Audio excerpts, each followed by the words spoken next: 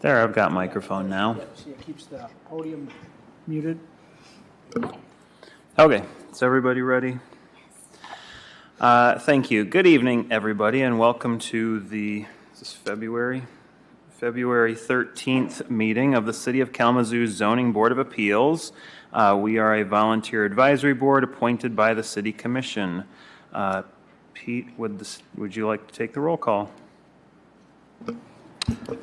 Vanden Homburg. Here. Wark. Here. Holer. Here. Harrington. Here. McReynolds. Here. Hahn. Here. Excellent. We got a full house. This evening, for each of the public hearings, public comments will be accepted during the times indicated on tonight's meeting agenda.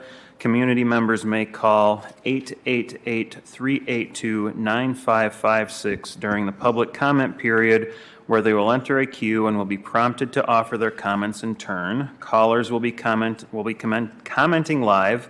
They are not able to leave a recorded message. Are there any announcements or changes to the original agenda? Yes, 2 announcements. First, we've added the election of officers onto the agenda. Yep. And second, the 2024 Zoning Board of Appeals annual report has been added to the agenda. Excellent. All right, so first up is acceptance of last month's minutes. Are there any changes that need to be made to the minutes by anybody? Hearing nobody, is there a motion to approve the minutes?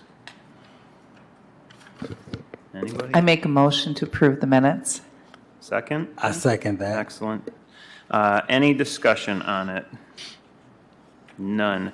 All those in favor of approving the minutes, please signify by saying aye. Aye. Aye. Aye. Any opposed, signify by saying aye.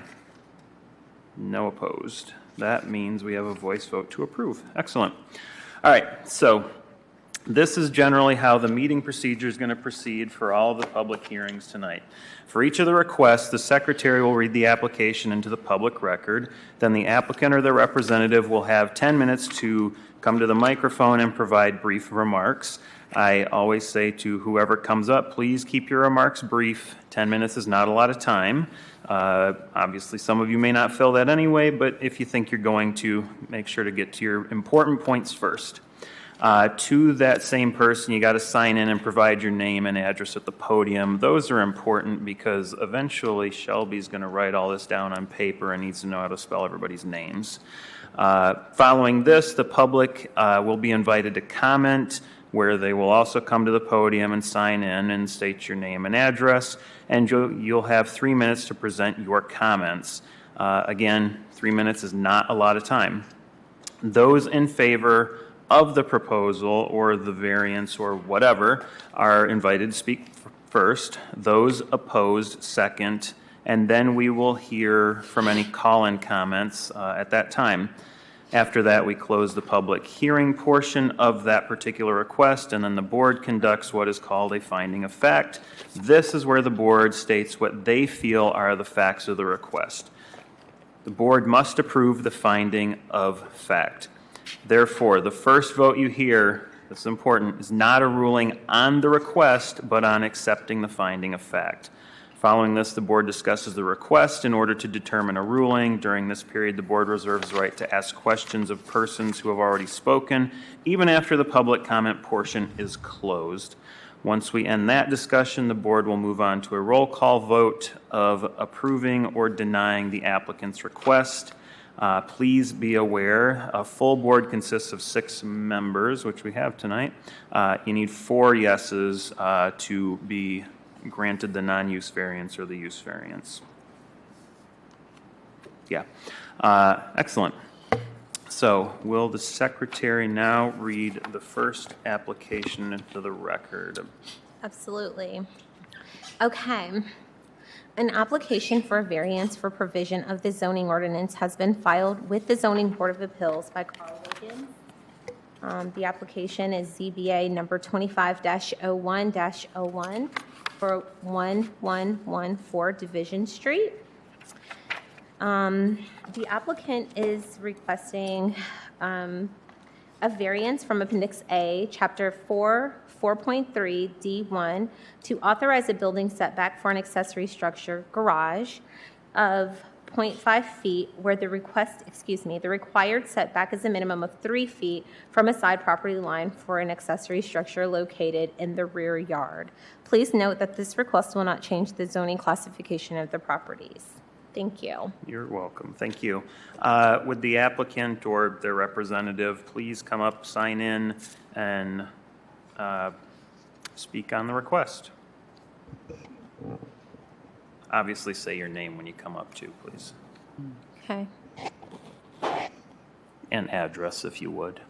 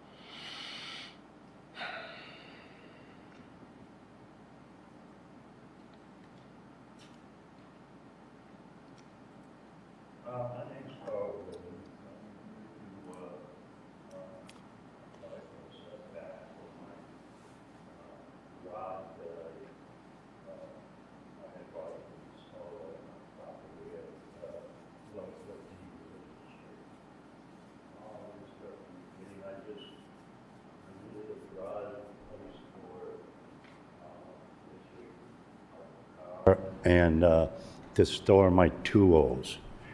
Well, the reason that I placed the garage there was because I got out my survey that I had for my property line, located the property line there, and my neighbor has a garage right there, and his garage was roughly 5 to 6 inches off from the property line.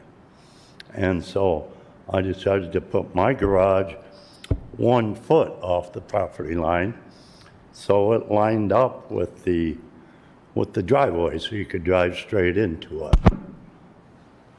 Well, the code was 3 foot, and by moving it over, if it was to drive a car in there, because the house is right there, you would have to make a jog right there. So it wouldn't be reasonable to get a car in and out of there without colliding with the garage. So,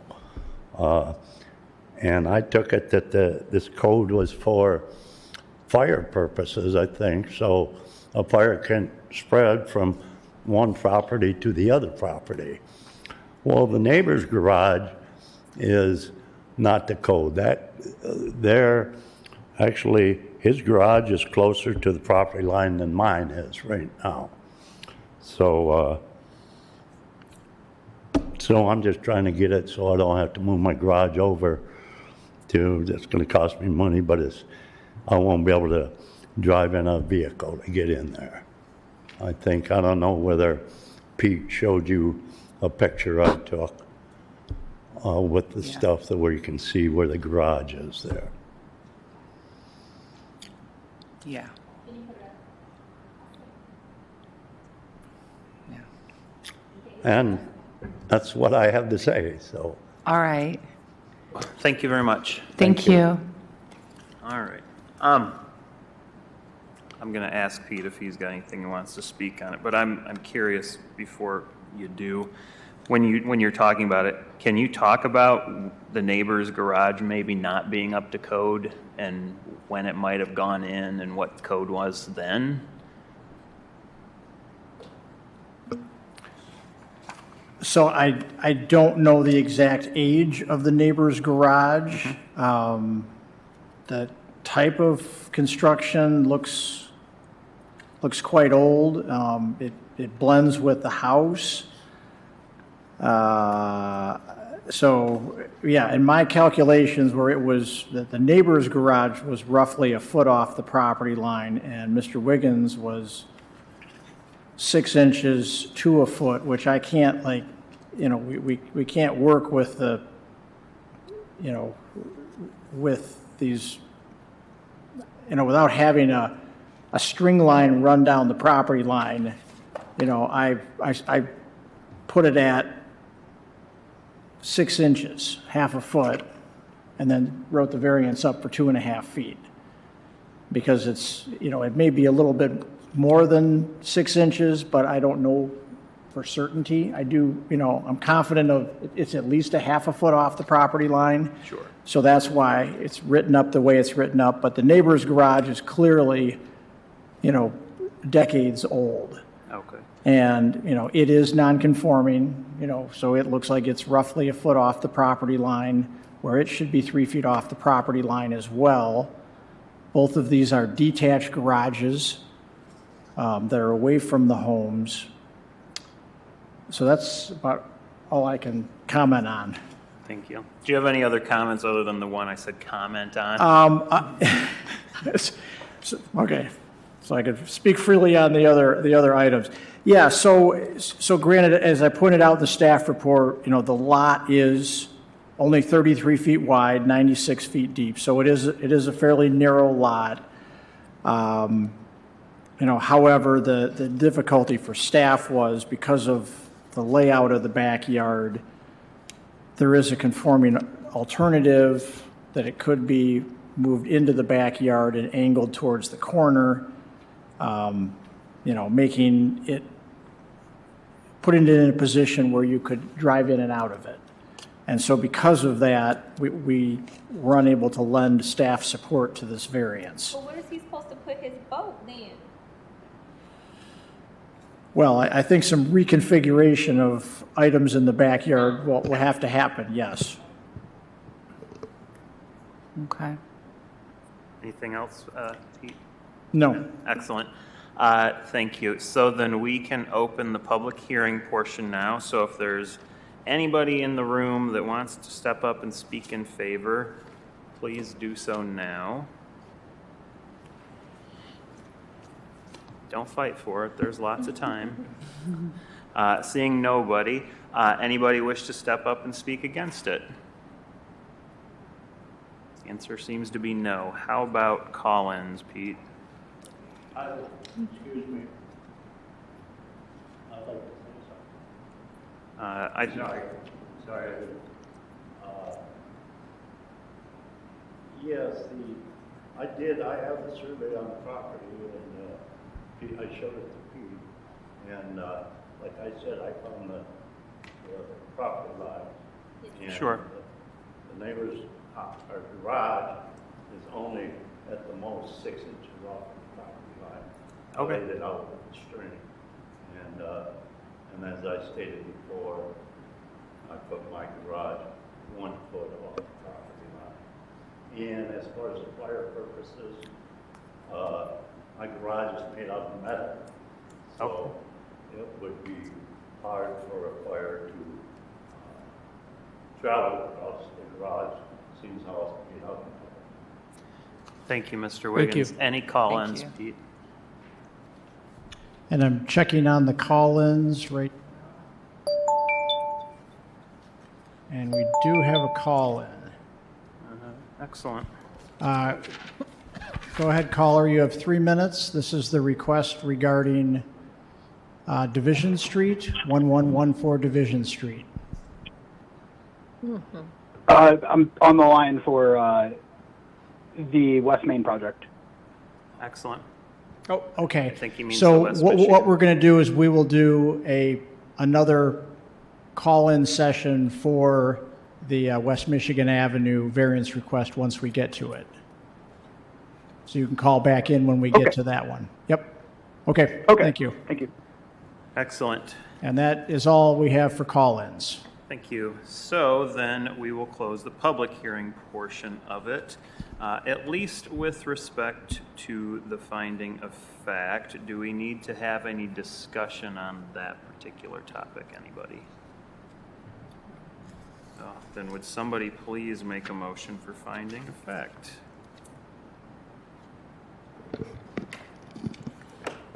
Make a motion for finding the facts. Well, I think Allison's got to do it, right?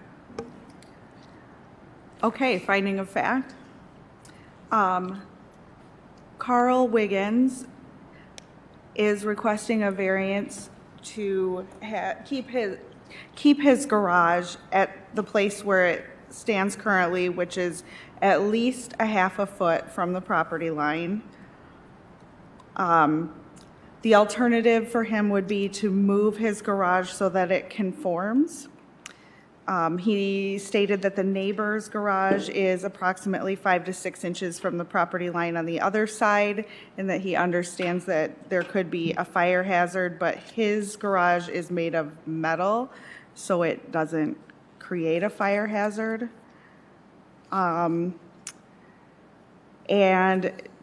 moving his garage would cost money and create a lot of inconveniences for him, so he's asking for this variance. The neighbor's garage has been there for approximately decades. The exact age is not known.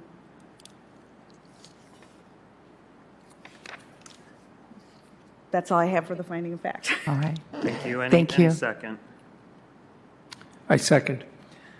So do we need to have discussion on voting on the finding of fact? Probably not, so we could probably just take the vote on approving or not approving the finding of fact. Let's just do that. All those in favor of the specific finding of fact, please signify by saying aye. Aye. Aye. None of us are opposed. All right, so the voice vote is done to approve the finding of fact, which is approved. Now, can we have a motion and a second on regarding the pending request? Somebody make a motion. For what? For discussion? So you move to approve it, somebody seconds it, then we discuss, then we vote. I move to approve. I second. Thank you, now we can discuss it. Does anybody really? I have a quick question. There you So go, you're starting. Well, thanks. I just have a question. Am I to understand that Mr. Wiggins is being asked to tear this down, what's here, so that he can be compliant with the current zoning setback, like with the setback requirement? Is that what, so he's supposed to tear it down, put it back up, or does he want to put something new up? No, you're fine. I just. So what is, the situation is, because it is so close to the property line, it needs to be moved.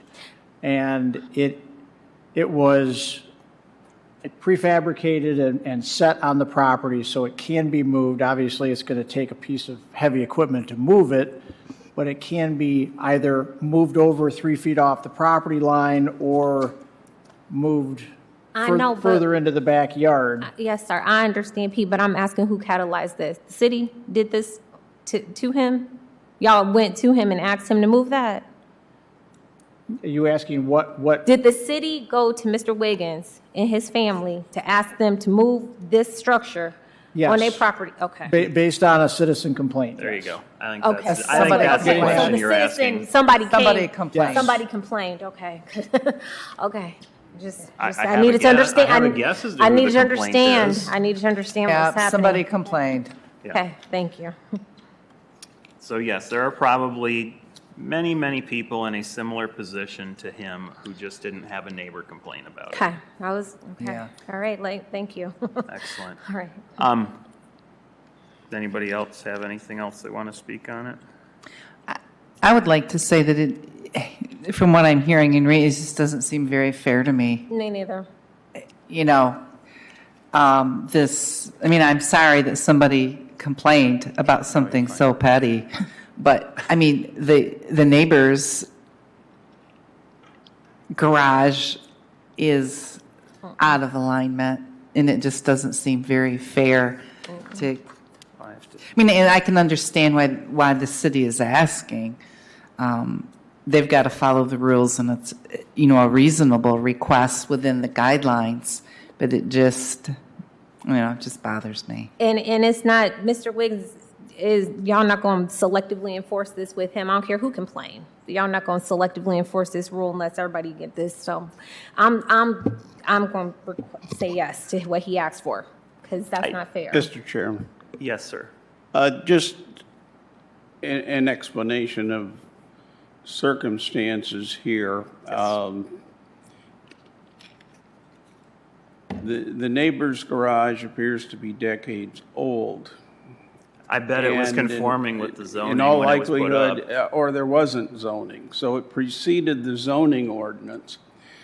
It is non-conforming with the current zoning ordinance, but if it preceded the zoning ordinance, which may be the case, then it would be a legal non-conforming use. So A legal non-conforming use. Yes. that means even though it's not in compliance with the current zoning ordinance, as long as it's standing, Like, you can change the it zoning can- it after can the fact remain and there. can't So go in back that and case, make it's people. distinguishable from Yes. the applicant's garage, which is subject to the zoning ordinance. So we can't just say because that one is not in compliance, that maybe his shouldn't be either, because it may be legal.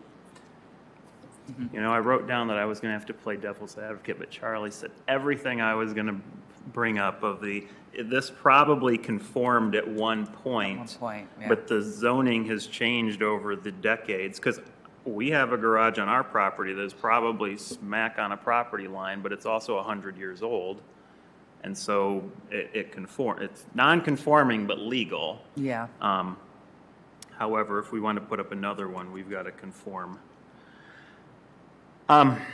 I mean, my thinking on this is obviously the zoning has changed for a purpose. I wasn't privy to the purposes, but if they changed it over the years, knowing that eventually people were going to need to put up garages or other buildings on these, and they wanted them further into the property, that's the way it should be. And if you can do it on the property, and we have others tonight that have they've got a weirdly shaped lot, or they've got slopes or something they've got to deal with, where you've got particular characters of the property that mean you can't really use it in a conforming manner. This, difficult as it may be, doesn't appear to be that case. Though I agree that if a neighbor hadn't complained, we probably wouldn't even be talking about this. We just gonna pray the blood of Jesus that don't nothing happen, that the setback was supposed to prevent, and call it a day. Because, I don't know, so the setback, can you speak to that, Pete? Like, what is the setback supposed to be prohibitive of, like, fires and stuff like that? What y'all need a setback for? Well, it is, and these the setbacks in the zoning ordinance align with the building code. So, for example, if you were going to have window and door openings, then the structure needs to be 5 feet off the property line. If it's closer than 5 feet, which they're allowed to be, then, there shouldn't be any window and door openings on that side of the structure. In this case, that side closest to the property line, there is no window and door openings, and it's sheet metal. So as Mr. Wiggins said, it is more fire resistant than other garages. But that's the reason. Yeah, once the closer you get to the property line, the more the building code limits, the allowance for any sort of openings on that side of the building, because that's typically how if there's a fire next door in a neighboring structure, that's how it, would easily spread. So can we is there any way that we can say, leave Mr. Wiggins alone, and then when this particular structure degrades, however it does, then it has to comply with the ordinance? Can you do something like that? Like, leave him alone until this one break down, and then when it has to be, like, addressed again, then it has to be put in compliance. Is there a way to do that, but to leave him alone for now? There's no easy way to track that. I mean, right now it's illegal in its location because it doesn't conform to the zoning setbacks. Do accessory structures require a building permit? Not if they're under 200 square feet, and this is less than 200. It's not, okay. So it doesn't require a building permit. And Okay. if there had been one pulled, that's one thing we would have checked on is, let's look at a location sketch and see how far it's going to be from the property line. Can we just put it on the record then? So, yeah, I mean, if the board finds, a practical difficulty here that they want to lean on, then that's, that's your prerogative, but you've got to cite, something, some unique circumstance, in order to support your Attorney Bear, affirmative vote, I guess what I'm trying to. Attorney Bear, can you help us come with like a condition or something? Because I think we should leave him alone until this breaks down. And then if this breaks down, then that's my vote, if there's a way to do that. Leave him alone, let him have that, in the reason why the circumstances, because the other structure is out of compliance, and it is not in compliance now. We cannot selectively enforce this against Mr. Wiggins. When this particular structure break down, then it has to become in compliance. That's how I would like to do it, if that's a possibility. Mr. Chairman, Yes, sir. we need to remember that our decision has to be based on the standards for granting a variance. Those are set forth in the staff report. That there are special circumstances or conditions like exceptional topographic conditions, narrowness, shallowness, or the shape of the property that are peculiar to the land or structure for which the variance is sought that is not applicable to other lands or structures. You need to determine if that's the case. That there are special circumstances that are not the result of the actions of the applicant or the title holder of the land. In other words, was this problem self-created or not? That the literal interpretation and enforcement of the terms and provisions of this ordinance would deprive the applicant of rights commonly enjoyed by other land in the same zoning district and would cause practical difficulty, and so forth and so on.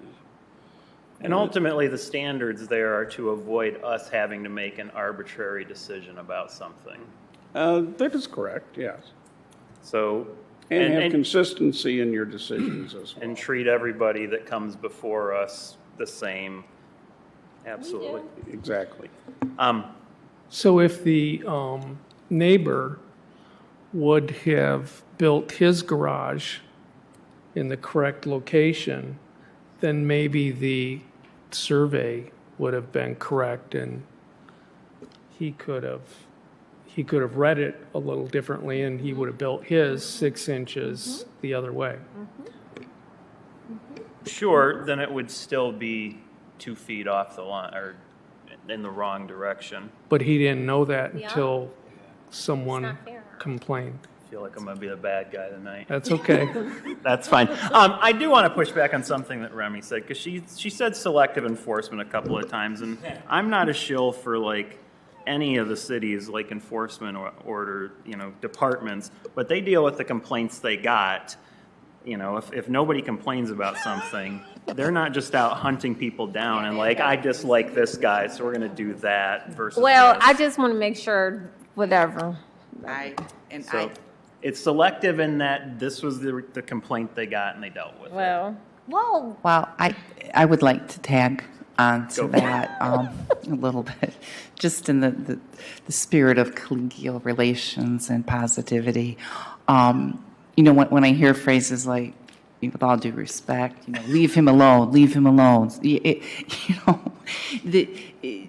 I don't think the city is an entity that's, and I don't want to be seen as that we get to arbitrarily decide who's picking on someone, or unfortunately somebody complained. Yeah. And the city has, they have better things to do with their time. And now they have no choice but to bring the matter to our attention. And it's not fair. It's a really uncomfortable, I'm feeling really uncomfortable. And that's the nature of my position. So, yeah, I don't can think deal I'm with saying- it. And Joe, I'm not saying that the city has sought Mr. Wiggins out to beat up. I didn't say that. I do Okay. think that and I'm standing on 10 toes down on this, that to me, it almost feels like a matter between, if this has now been grandfathered in, there should be something preemptive that creates an opportunity for neighbors then to be able to address these types of dispute, whether it be conflict resolution, mediation. There's something before it comes to us, a quasi-judicial board, before us. I think that there should be something that happens before that the city should be compensating for so that it doesn't come before us. That's what I think. I think that there need to Okay. be several layers of steps in between. Hello? Several layers of steps that we need to be addressing because now they are before us and the city is enforcing this, and that's that. And so that's just my positionality. I get that somebody complained, but that still, they are having to come because of the city ordinance that didn't do the due diligence to be able to address issues like this when the code got changed. So if they're not going to go through and selectively enforce this, or enforce this amongst everybody who's having the exact same issue, I think that that's a matter of selective enforcement. That's my position about it. I mean, just because somebody complained, people get complaints all the time. You know, the city is the one who enforces that. They're the ones who enforce it. The neighbor can't. Mr. Chair, Yes, sir. just to clarify, Yeah. we do proactive enforcement too. I mean, if a new garage or large storage building is noticed, sometimes inspectors relay it to me, or I see it. But I mean, we do address them if we can, catch them when they're, being put in. And, I mean, it's not that we only address citizen complaints, but this particular one did come in through a complaint. Sure, like so many do, but do we, like how many, since we're going here, let's go here. How many citizen complaints get enforced and brought before, like how many citizen complaints get enforced? Hundreds. Hundreds get enforced and, the situations get worked out through compliance. That they Hundreds? they address the problem, and so we can then close the case. Now, many of them are simple. They're parking in the yard, or That feels reasonable. Fencing, it's fencing that needs to be modified to be brought into compliance. Chicken coop This sitting in the wrong fortunately is a prefabricated structure that can be relocated without too much difficulty. If this were a permanent structure, would the recommendation be if we don't approve it, it's got to be torn down? I mean, I guess you could take a the chainsaw and take answer 2 would be feet off yes. it. I mean, the criteria is the criteria. That is, it's there for, it's there to be used, to be followed, to help in the decision-making process. So fortunately, there's an alternative to that sort of a drastic measure. Let me ask one more question in support of my position about this. So for instance, the homes in the Vine neighborhood, like where I live at, they are built so close together. Like if they were so if something happened to like one of our homes that like we're not in compliance anymore, like somebody could complain about that right now, like then what would happen? We're grandfathered in, like how does the city compensate? This is just a question so I can understand the logic. How does the city compensate for things like that? So when when structures have been built and now they have become like outdated with the if they zoning. were within their zoning when they were built, they can stay as is. Right, but if something effectively, happened no to matter one- what happens to the zoning later, but if, say, the house burns down, then you can't rebuild cannot it. rebuild the same one in the same place in the same 100%. way without a variance. 100%. I'm curious what Which is why, like, in my 100%. neighborhood, maybe in Vine too, Yeah. there are a lot of, like, random empty lots from a Yep. house that burned down Yes. that they just can't rebuild on, or it's just cost prohibitive or whatever. 100%. And so my question is, I've never heard anything about how we compensate for that. What are our plans for that? What are our plans for people like Mr. Wiggins? What are our plans for people like if the house burns down with these vacant lots, the very thing, I have not heard of that. The I'm house just burning curious. down in that is they get their insurance pay Of out course, and go move Joe, somewhere else. of course, I think you're asking That's what I'm- questions that I don't know that we can I answer do, with this but body. because it's I would before like- us right now. I would like to respond and just say Yeah, that I'd like to know. it's legal but non-conforming. That would be the status of a structure that is in existence and has been in existence for decades because those houses were built under a different zoning ordinance. Legal when they went in. Yeah. And they all have building permits from the city authorizing their construction. So it's not that you can't continue to maintain the structure, and even if it is, damaged in a fire, you can repair it. Now, in the circumstance where it burns to the ground, Can't rebuild. then when you rebuild, if it's only 2 feet off the property line, then the new structure's got to be set back 5 feet off the property line. So it doesn't render these smaller lots unbuildable. But it changes what you can do on them. It- And yeah, from a it- practical standpoint, it's very difficult to build on them from a cost. Yeah, I mean, I think that's really the reason you don't see some of these really small lots get built on after Of the course. home burns Yeah. down. A I'm lot of simply- times they sit yeah. vacant that- Okay.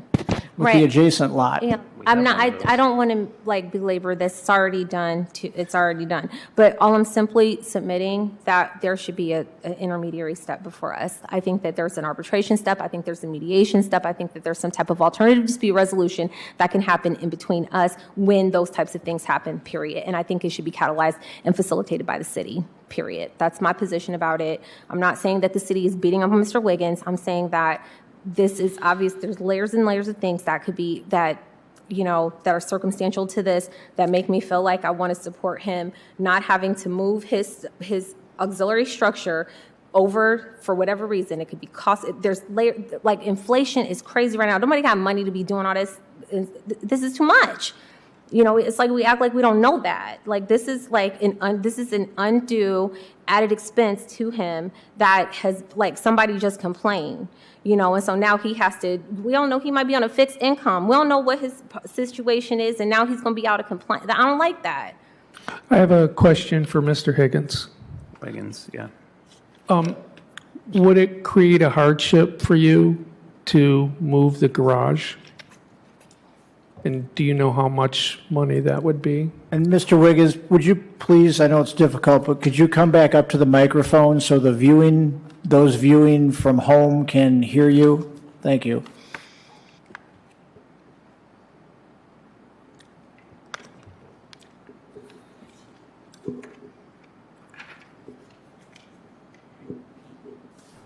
Okay, what was the question? Moving the garage, would it create a hardship for you? And do you know approximately how much that would be to move it, to make Well- it compliant?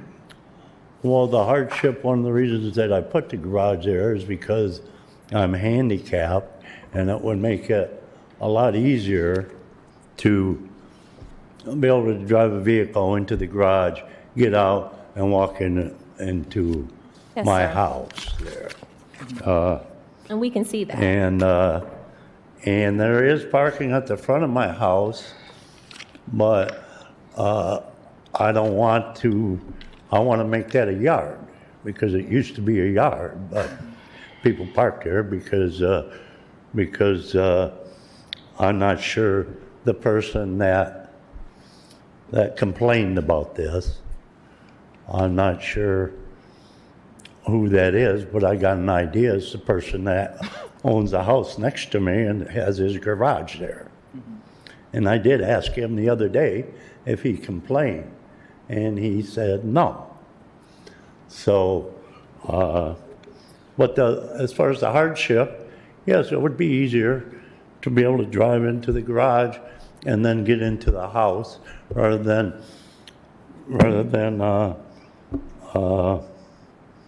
you could park out on the street, that's 50 foot away, so. Yes. Excellent. you. Thank you. I have a follow-up question. So if you did move it so that it's within compliance. Yes. What makes it more difficult for you to get out? I mean, how is that? Because you can't pull the vehicle straight into it. But like Pete said, I can move it, sit in a corner or all the way back this way. But then the lot in the back, it isn't a very big lot back there. And I'd like to add on to my house and build a deck on the back side.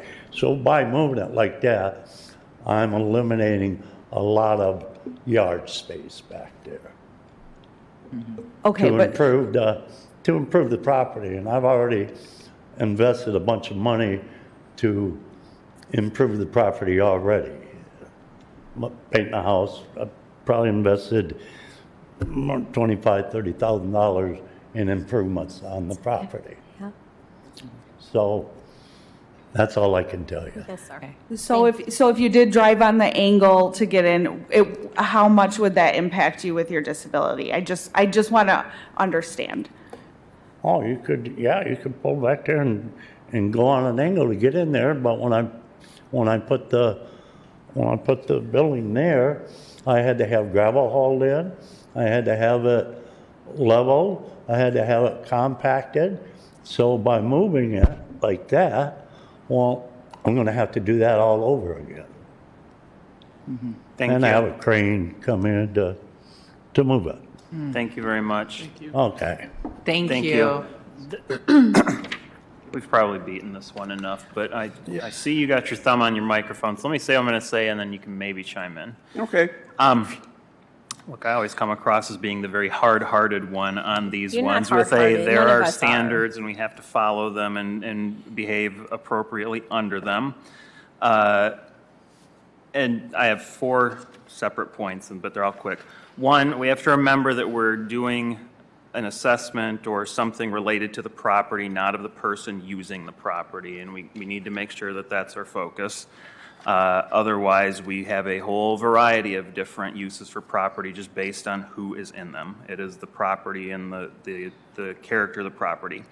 2, if we go down the road of approving things based on vibes or we don't think it's fair for this person or that person, we start setting bad examples where other neighbors start doing things and then expecting similar treatment. And if we don't treat them the same, then Mr. Anderson is in court all the time dealing with them when they complain. 3 and 4 are basically the same. There's no real practical difficulty in the property to put this garage elsewhere, and there's no real special circumstances to put this garage elsewhere. So even though it would be more convenient right here, I have to be a no. I hope I covered some of what you might have wanted to say there. Even though you don't get a vote, we do value your input.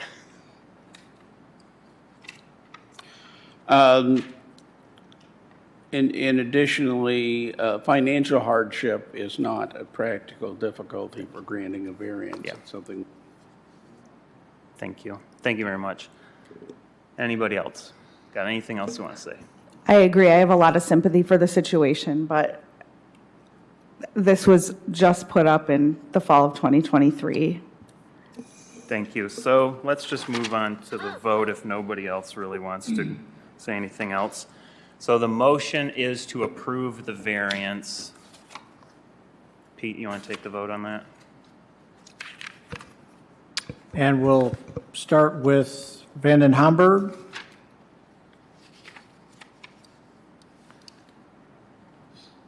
I vote to approve his request. Work, No.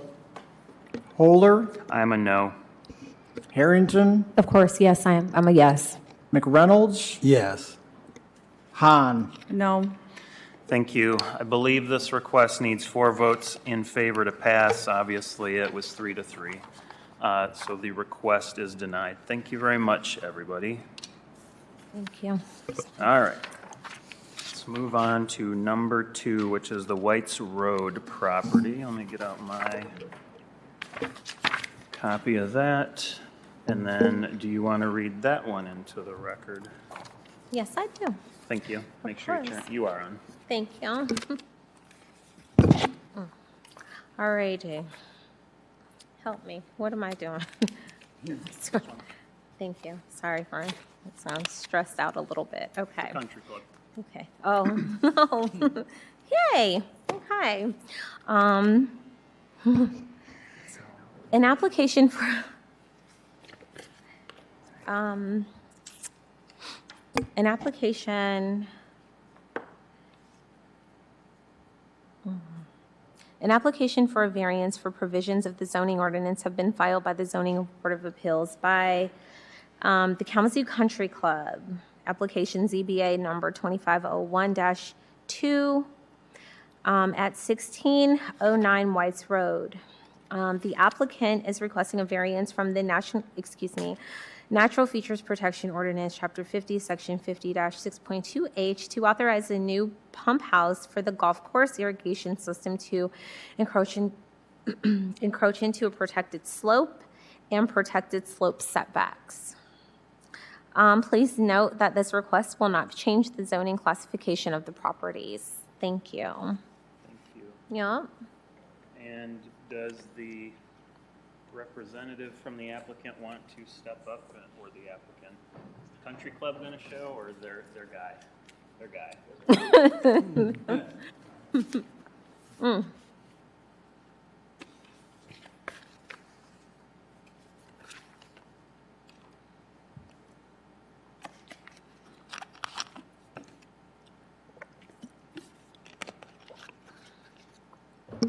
Obviously, make sure and say your name and stuff for the record, even though I'm sure staff knows who you are. Thank you. My name is John Fulling, and I am with Kalamazoo Country Club. And thank you for allowing us to present tonight. It was almost a year ago that we did this. We're here tonight to ask for a variance on the NFP slope ordinance, protected slopes, so we can build a pump station. So, little history. Last year we went through NFP, and we, as you know, we needed to put a new pump station in for the golf course, and we picked a spot. And the NFP approved, and you were nice enough to approve it. We went to do it, and I think Pete wrote in the report what happened. We came across a city sanitary line, and what ended up happening is it got, in order to move around that, we had to move it. The trees that we were not going to impact were going to be impacted. The amount of soil and boring became a huge challenge, and we just couldn't do it. And so, and we didn't, obviously we didn't want to come back and ask to do more disruption. So we looked, studied, and eventually came to the conclusion that the best place that we could do this is, even though it's further away, more costly for us, is to put it adjacent the current pump station, and which is in the same slope regime, the 500-foot border around the lake, but the slope is less severe. There are no trees. There's already a pump station there. And it's just for us. For everybody. It was the best alternative, and we'll have zero again impact on trees, and that's that. But I'll go through. I'll show it to you a little bit. There's just a couple of slides here. This is the 500-foot line around the area that we're talking about. The blue line is the 500-foot line. The red are the greater than 20% slopes. Just a reminder, all these slopes are man-made. None of these slopes are native or natural, old, but not. And so you can see kind of the slopes. So all that's a hill down to the water. One of the things we're going to do as a part of this is as part of the larger project is those buildings go away. Again, we talked about the other project we're building, the new building on the other side of the lake. So eventually, and I think a couple of times ago, I came and said we're going to remove a lot of impermeable surface over there. This is in that 500-foot line. This is what it's going to look like. So we're going to actually remove 3.3 acres of impermeable inside the 500-foot line, and we're also going to take the mowed turf, the maintained turf, out, and where you see the gray, that's going to be added back into native fescues and native plants. So we're going to we have to not reshape the whole thing, but we have to get in there to disturb that a little bit by naturalizing that. And then the pump station goes right there. The red is where the previous pump station was approved, and you can see the trees there. The blue one is the little is right next to our current pump station, and again, no trees over there, less slope, shorter line of the water, less digging, less soil, less everything. So that's where we'd like to put that. Just some reasoning that I explained. Sanitary line, boring, trees, distance. So pretty much in every way, again, other than the cost, from a land standpoint, this ends up better.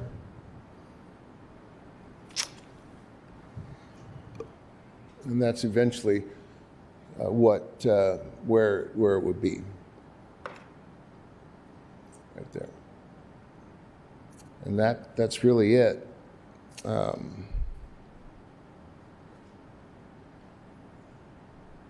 Happy to answer any questions.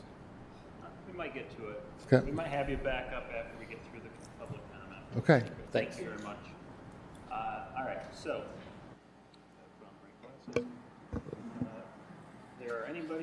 If there's anybody in the audience who wants to come forward and make a comment in favor of this. No. If there's anybody in the audience that wants to come forward and make a comment in favor of it, please step to the podium. Mr. Chair, can I just add the staff comments now so I can... Oh, I'm sorry. Go ahead. Did I skip over you? Cover Pete? the call-in comments? Yeah. You did, but that's okay. That's fine. So I just want to comment on this. Yes, it was like March of last year when this was before the board for the other location, and a number of complications were mentioned with that location.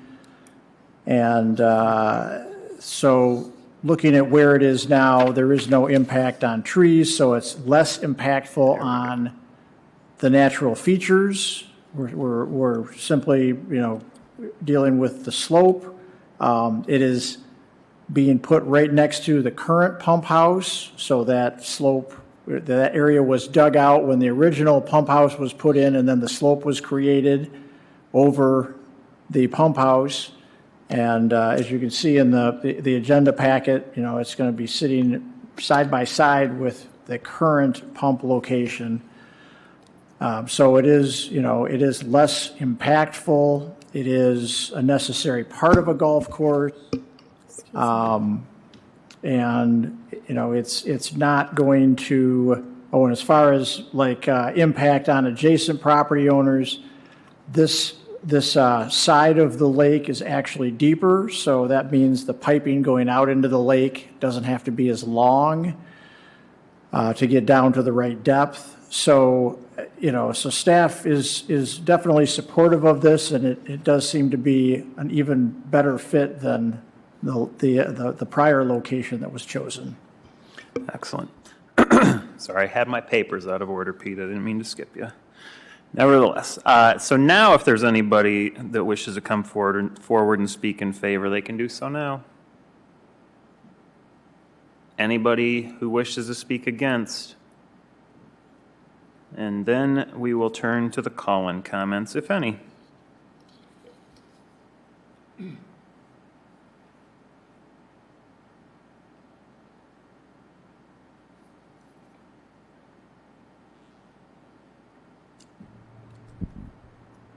We have no call-in comments for this particular application. Excellent, thank you.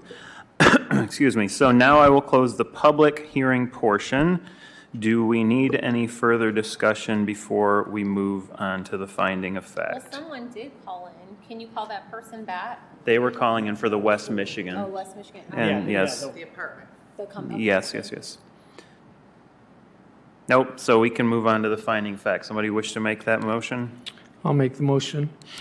I moved that the finding of facts for 1609 Whites Road shall include all information in the notice of public hearing dated December 23rd, 2024, and the agenda packet staff provided for this request, as well as the presentation presented by the applicant, Mr. John Fulling. There were 117 notices sent out, and there were 0 responses. There was no one in the audience that spoke for or against, and there were no call-ins.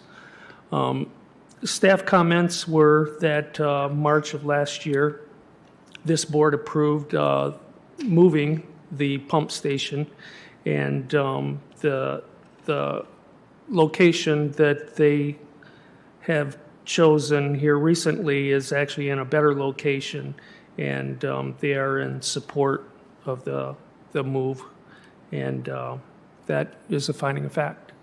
Thank you. Would somebody care to second that? I second.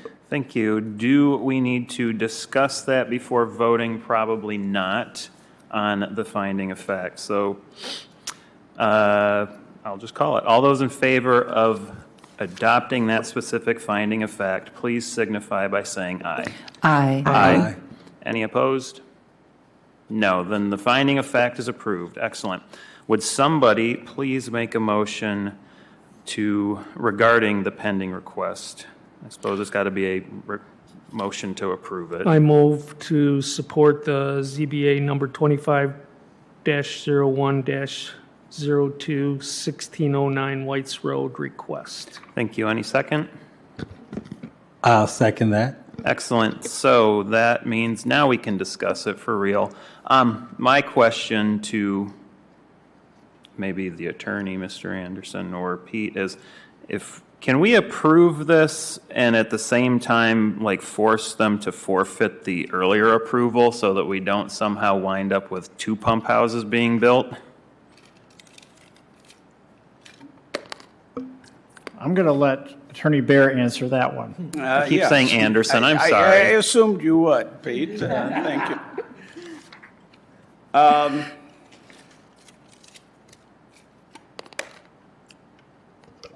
Well, I think you can, that this would replace that portion of the earlier one. Right. I mean, I know that it's not something something they're saying, well, we're not going to build it there for all these reasons, but if they've got 2 approvals in hand, if one of them doesn't go away, they could theoretically do it. I think you can make that a condition of granting this variance, that they not construct in the other location.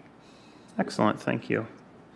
I'll just say that my vote is going to be in favor for all the same reasons we said last year, except this is clearly a better option, at least for our standpoint, than the last year's one was. And if we approved that one then, we should approve this one now. Of course, I want it conditioned on you can't build the other one too.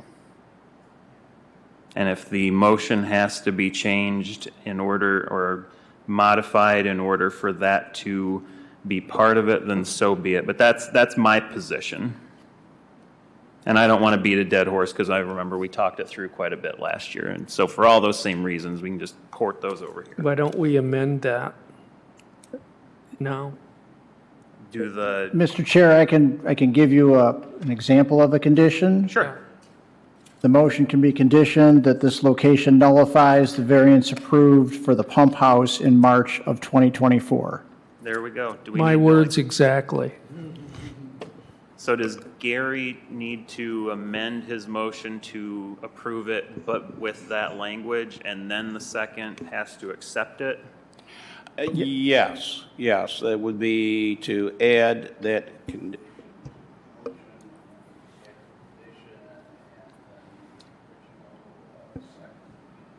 second that, and then you vote on that. So I'd like to amend my motion. And what was it again, Pete? So, and Shelby has reminded me that everybody needs to please talk into your mics because sometimes they cut out if you're not close enough to them. The condition would be that this location nullifies the variance approved for the pump house in March of 2024. Okay, And if you agree with that, then I you agree with that. Then you add that to your motion, and then the person that seconded the motion needs to agree also to the friendly amendment. Okay. So he's moved to amend it. I move to second that amendment. There we go. We'll call that good. So I've already said what I need to say on it. Does anybody, for me, this is just a better option than the one last year. So this seems like a no-brainer to me, but does anybody else want to speak on it? I'm struggling because, see, this was so seamlessly, this is where my concept of selective enforcement comes in. Like, there just seems to be so much more flexibility for projects like this and so many more options. And I just need to go to law school or something because, like, it just feels like there's so many limitations on our constituency, and there's so much rigidity surrounding projects, and this, like, we just seamlessly are able to provide opportunities for people that are so well-resourced to be able to encroach upon protected slopes and natural features, and like people with that are elders and people that have disabilities in our community. We no, I'm sorry, that's the ordinance. I know your rights end where someone else's rights begin, but I just I'm doing the best that I can to honor the spirit of the ordinance and to advocate on behalf of the way I'm interpreting for the greater good of all of our community. And I would be remiss to not say that. I would be remiss to not say that. Thank you. Appreciated. Yes. Yeah, thank you for adding that. And if I can just clarify, and I didn't mean to be so brief in my comments, but this review for the revised pump house location did go through the Natural Features Protection Review Board. They made a recommendation of approval to then send it before this board. I know, but y'all always say that, Pete. Y'all And, always say well, that and also as I mentioned, this is putting the new pump house directly next to the old pump house. So we had a very lengthy discussion back in March of 2024 about directional boring under tree roots and them working around the natural features, and this location has so much less impact on natural features that's why my comments were very brief. So, Thank you. Thank you. I said this last year too. I'm not in opposition to what they're doing at the country club. I'm just talking about the level of flexibility and autonomy that we provide, like I said, people that are so resourced, and how that, to me, it feels incongruous with the way we treat our constituency. They're their constituency too, but it's just that it just feels I don't like how it feels. And that's the spirit. Like, spirit is like sentient, you know? It feels not right to me. Thank you. Do we just want to take the vote? Yes. If you would, Pete? And we'll start on the other end of the dais. Hahn, Yes. McReynolds, Yes. Harrington, Abstain. Holler, I'm a yes. Wark, Yes. Vanden Hamburg. I'm sorry, I didn't hear that. Yes. I believe that's 5 yeses, 1 abstention, which means the variance request is approved. Thank you. Now we turn to number 3 on our agenda. So whoever called in before and was told to call back, you're getting close to the time where you need to do it. Or you can do it now. Did you want to read the next one then? Sure. Thank you.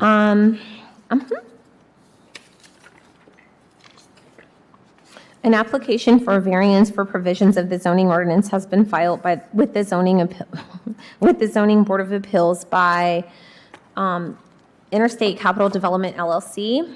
Application ZBA number 25-01-03, 3607 at 3619 and 3625 West Michigan Avenue. The applicant is requesting a variance from Appendix A, Chapter 4, 4.2Q, 1.B, number 1, to authorize the primary building facade facing West Michigan Avenue to be 318 feet in length, where the ordinance limits the primary facade to 200 feet for any multifamily residential building. Please note that this request will not change the zoning classification of the properties. Thank you very much. Would the applicant please step up to the podium, sign in, introduce yourselves, give your address, and then explain the request. Obviously, Pete's getting your stuff ready for you. Oh, can't read.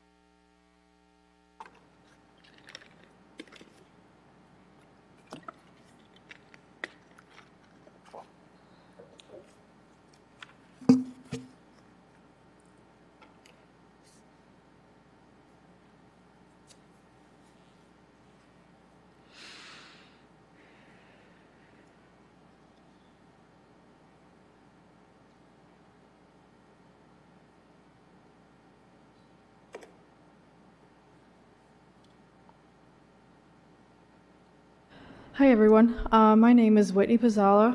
I'm with AR Engineering. We're at 5725 Venture Park Drive here in Kalamazoo, representing the applicant today.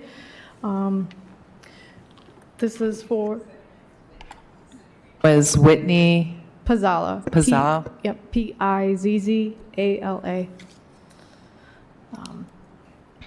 So we're here today for this project. It probably looks a little familiar.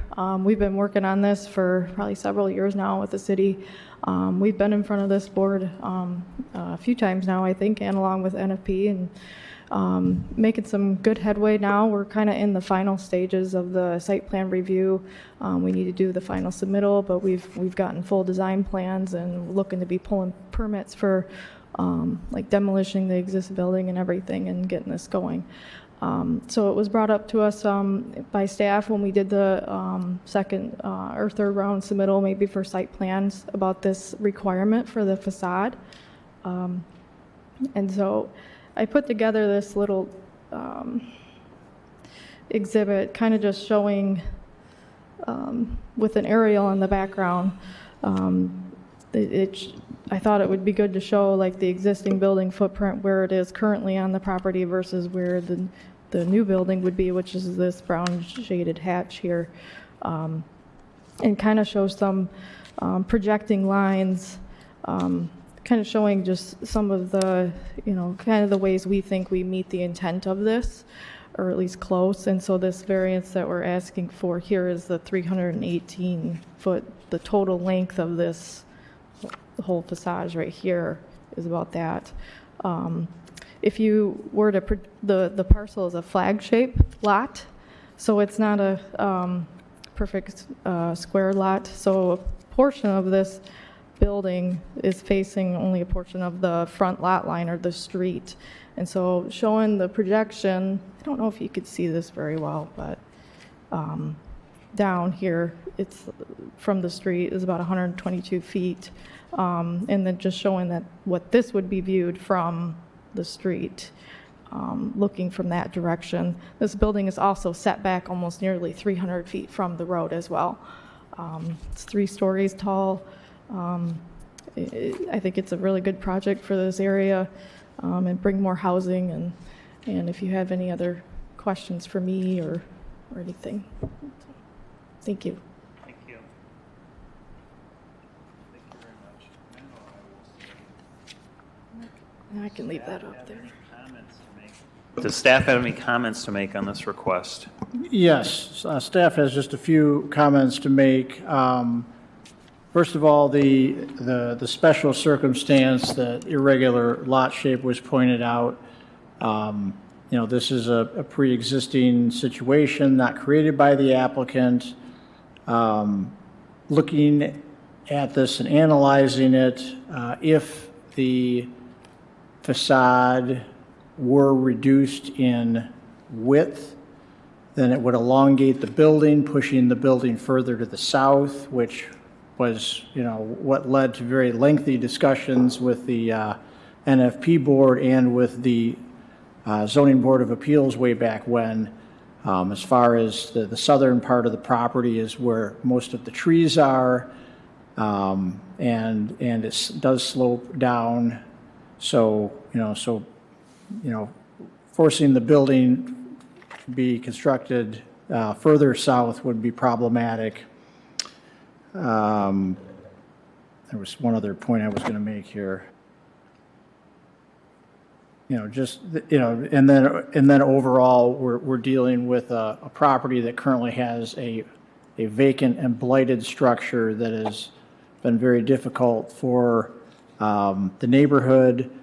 It's also been a lot of staff work, not only by the department I'm in as far as trying to keep the structure boarded, but also our public safety officers having to go out there and respond to issues going on. So, this project would eliminate this blighted structure also. So for those reasons, staff did lend support to this request. Thank you. Thank you. Now we'll move on to the public hearing portion. So if there's anybody in the room who wants to come up and speak in favor of the request, they can do so now. Make sure and tell us your name and address and all that good stuff at the microphone. Seeing nobody, anybody wish to speak against it?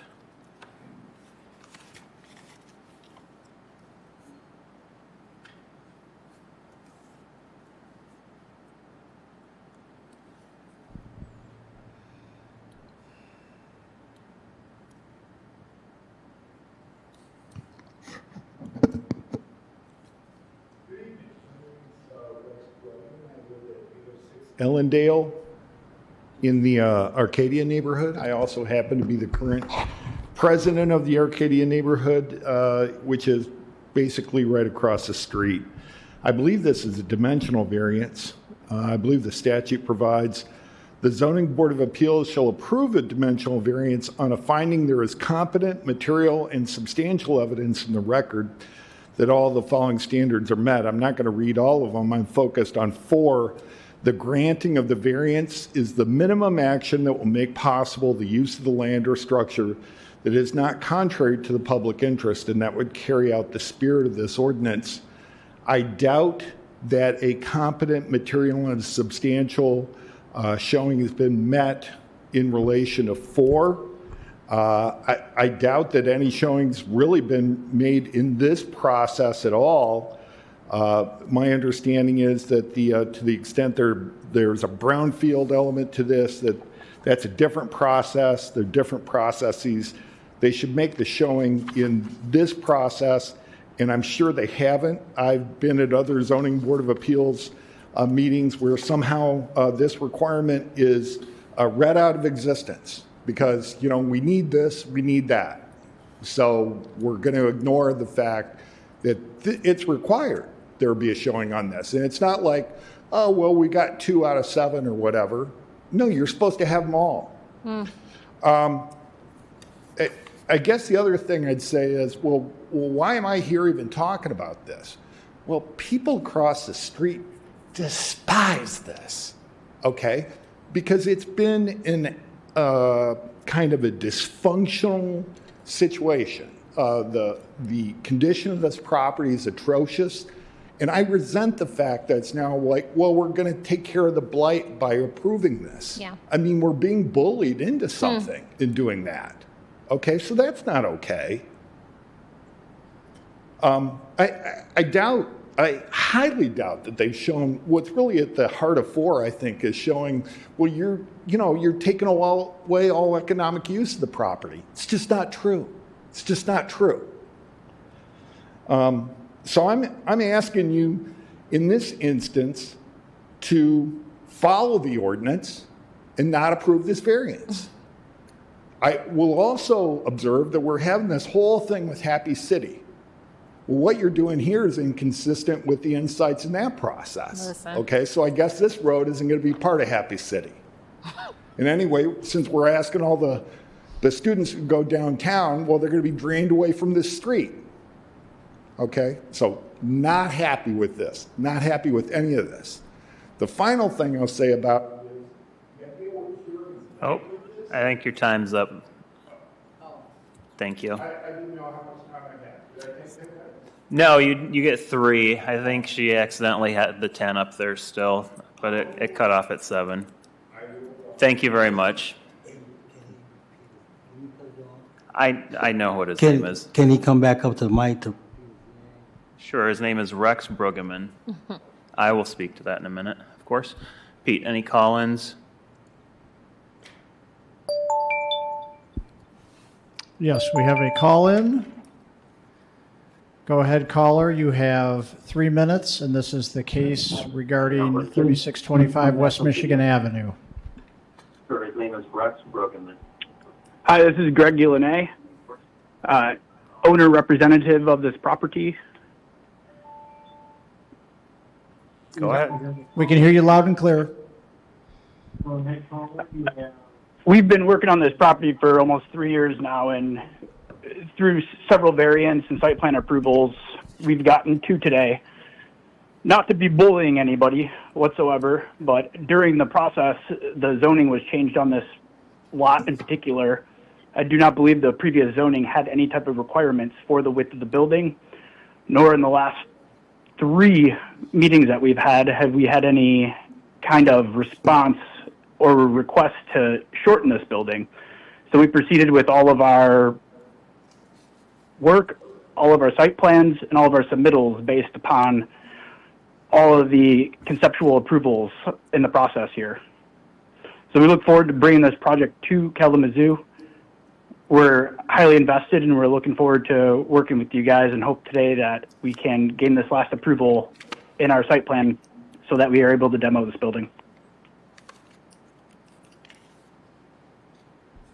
Thank you. All right, thank you. Did I vote for this?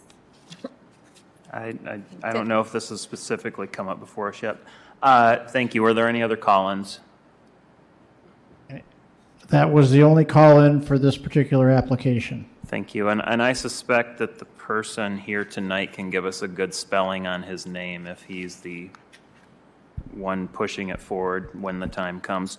Thank you. Then let me get back to my notes here. Excellent. So Good, the call and comments.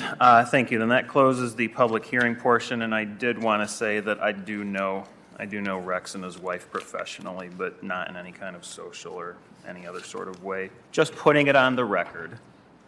Mr. Chair, would you like me to clarify any of the comments made during the public hearing, I should say? Well, why don't we do the finding of fact, and we'll do that, and then we'll get to the other portion, and then we'll just kind of do our big free-for-all then. That's probably a more sensible way of doing it. Okay. Chair Holder, I have a question for Mr. Borgeman, and I was wondering, would it be best to ask him now or ask him when we're in the discussion phase? Let's just wait till the discussion and phase. we can question everybody in that Okay. time frame. Thank you. All So right. then, would somebody who's making the finding of fact, Tony, do you want to make the motion for the finding of fact? I move that the finding of facts for 3607, 3619, and 3625 West Michigan Avenue shall include all information included in the notice of public hearing dated December 23rd, 2024, and the agenda package staff provided for this request. Also, Whitney had stated some package stuff along with staff approval was also. We had one call in from Greg, which is owner of the property. He talked about some things, including in person, talking about the ordinance. The site conditions are pre-existing, being that condition is pre-existing will cause the layout to be long towards the south while would affect the natural features in the back. This variance will not adversely affect any land around. The granting of this variance is in line with the ordinance of 218 feet from the street. Also, with the irregular shape of this project, has some limits, being that it's setback, which will have little impact on West Michigan. The development, the development cannot be moved or have it any taller than 3 stories. And that's it for the finding of facts for West Michigan. Thank you. Would anybody care to second that? Somebody? I second the finding of fact. Excellent. All those in favor of approving the specific finding of fact, please signify by saying aye. Aye. Aye. Anybody opposed? No, the finding of fact is approved. So can we have a motion and a second regarding the pending request? Somebody make a motion to approve it. I make a motion to approve the pending request for ZBA 2501-03, 3607, 3619, and 3625 West Michigan Avenue. She said 25, but she meant 24. Okay. I second it. Thank you. Excellent. Now we can have discussion. So everybody wants to ask questions of various people. Yes. Why don't we start with Mr. Brueggemann, if you wanted to ask him any Okay, additional sure. questions. Hi, Mr. Brueggemann. I remember that vote very clearly. Me too. And I pulled the minutes and all the discussion, and it was very intense, especially with regard to the natural features protection and the development of the property. It barely passed. So my question to you is, and I do live on the west side. I work at Arcadia Elementary School. I'm over there on a regular basis.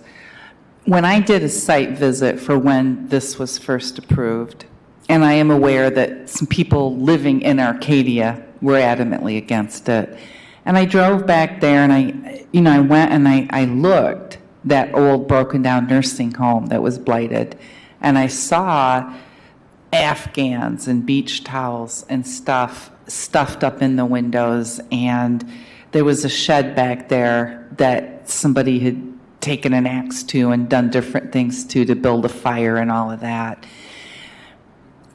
It was a tough decision, but I just remember thinking, wow, this is my community, my neighborhood too. I have, I take this position very seriously.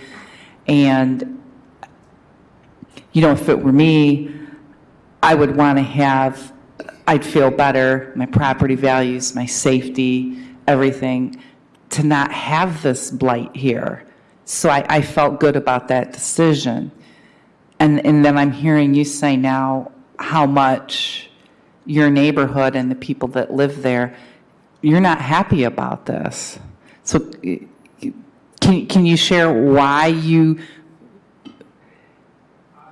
Off and on have been coming to meetings like this for 25 years. So again, what I'm saying is in this whole process, I've been again and again at votes like this where it's like, well, we've got to move forward like this because this is how we address the blight, or we have more housing, or we meet other needs. But I'm staring at this ordinance for so many years, and I'm looking at it, and it's the granting the variance is the minimum action that will make possible the use, in this instance, the use of the land. Well, that's just not economically correct. I mean, I'm an attorney. I had a client in that nursing home. Could be a nursing home there. What, we don't need nursing homes anymore? What it is, it gets framed as a binary thing, where if we want to deal with the problems, including the problems that ought to concern me, and I think your observations are very accurate. I'm not disagreeing with that, okay? But I'm just like, at what point are we going to apply the ordinance both ways? As has been pointed out, and I've experienced this in our neighborhood, the application of the ordinance is rigid with regard to regular people. Yes. It just is. It's happened with other people having fences in our neighborhood and things like that. And then with this, if you pass this, you're focusing on the end. You're not applying the ordinance. That's my observation. So that's the best I can tell you.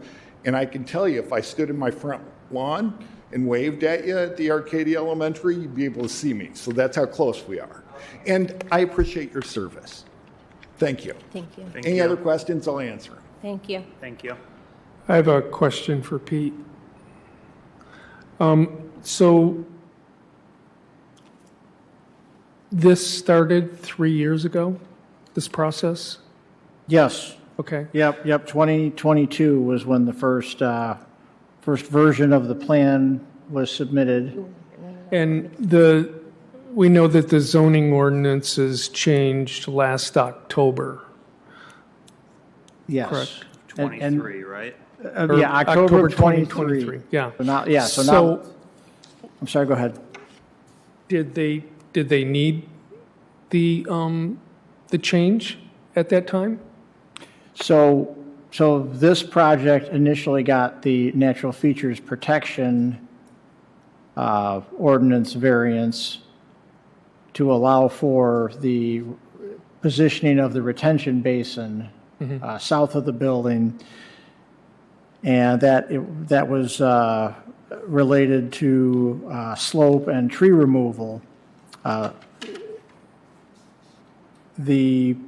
What happened because of the commercial zoning that was over this property was then, at a further review, determined that it was going to need a variance from the occupied space requirement and a variance from the mixed use requirement, because it was in the commercial community zone district. So the applicant came back to the Zoning Board of Appeals for those two variances, which were granted. And then in October of 2023, as part of the zoning realignment that went on, and on many of the major corridors around the city, this particular property was downzoned from commercial community to to RM15, residential multifamily. So, which meant that the two prior variances that were necessary when it was in a commercial zone district, were no longer even needed. So there has been a lot of changes, and I just wanted to add with that in addition to that, because staff was focused more on the impact, where it didn't align with the commercial zoning, we did not pick up on the fact that this 200-foot primary facade limitation applied, which after it fell into the residential zone district, that's when we came across it. So that's what Mr. Deloney was making reference to, that this was not brought up by staff early on in many of the meetings held.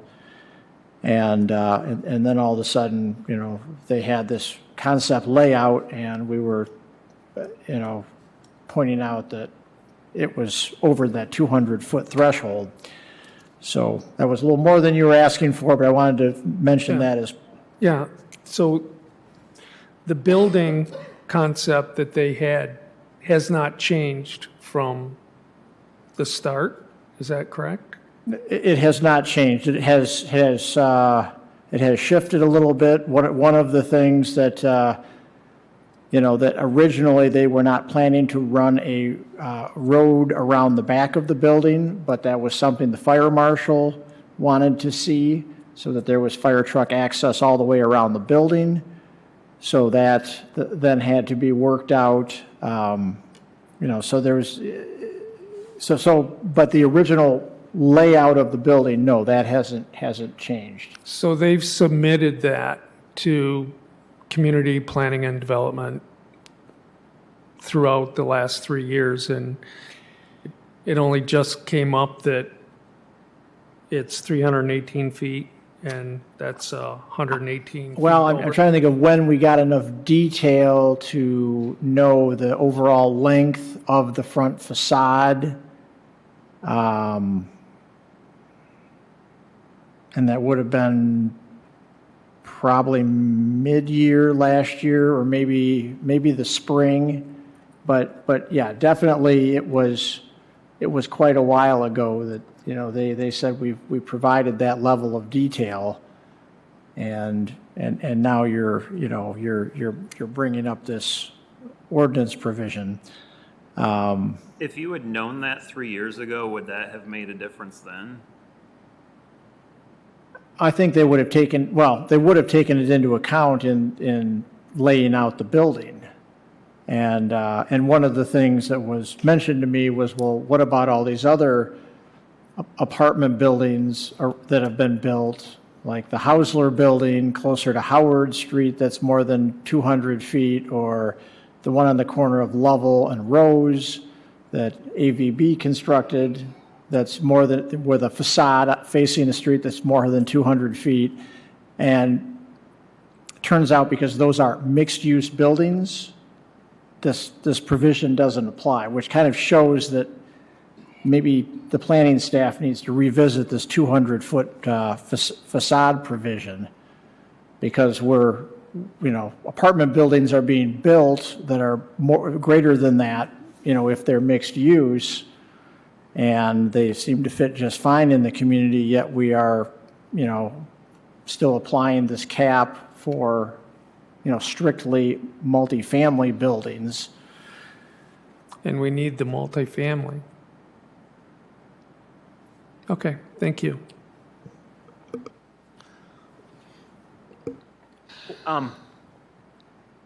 So the option, the report makes it seem as if the options are either grant them some variance from the length of the frontage or the facade, or it has to be longer, or it has to be taller, which both of those require a different kind of, or incur a different problem.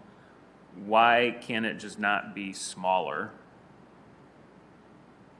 Does anybody want to answer that?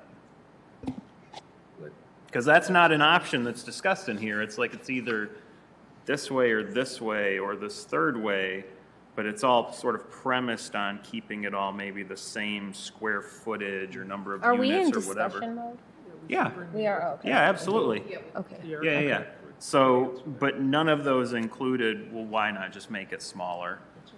Yeah, like they should just comply because, yeah, they just have to comply because that's the ordinance. So like, let's just make them comply. That's what I think. That's it. Could Whitney come back up here for a minute? There you are. So the big question is, why can't we make it a little smaller? Yeah, let's just make them comply. As I mentioned before, this project's been in the works for a long time. I mean, we've had engineering, planning, architectural. We weren't aware of this, and there's been a lot of changes, as Peter, mentioned, with zoning and stuff like that. We're at the end of this, and the unit, making it smaller makes it less units, and so less units mean. The lesser of the financial feasibility of this, because we have to take down an existing building. There's a lot to that. You couldn't create like an L shape type instead of running it 318 feet in length. You couldn't run it 200 feet and then jet it off to the back? To the south? Yeah. To the south is hard. We already have retaining walls. We have retaining walls to the south because we have that limitation, which we have a variance for the NFP and the slopes. We have retaining walls that are on the west side as well and the east side. So you're saying there's no way? Right. There's no way to reconstruct it to get Not without possibly having to come back to this board or NFP. Can we have the picture back?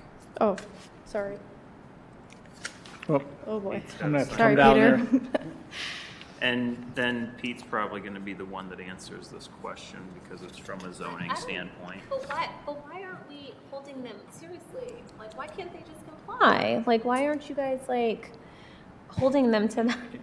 We're just asking Oh, I questions. am. I'm thing I just, can't yeah, fix is I'm definitely Okay. in that mode, but I don't.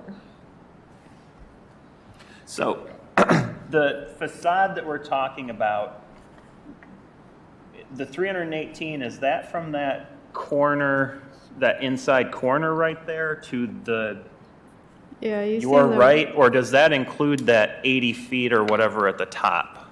This piece? Or 60 feet? Yeah, so it's from here. Oh, it's 318 total length. Yeah. Because that was my curiosity is, if that part doesn't count, couldn't you just stick another one in there and kind of go around the process? And the answer clearly is no, because the 318 is right there in the middle, and that's end to end of the building. Okay.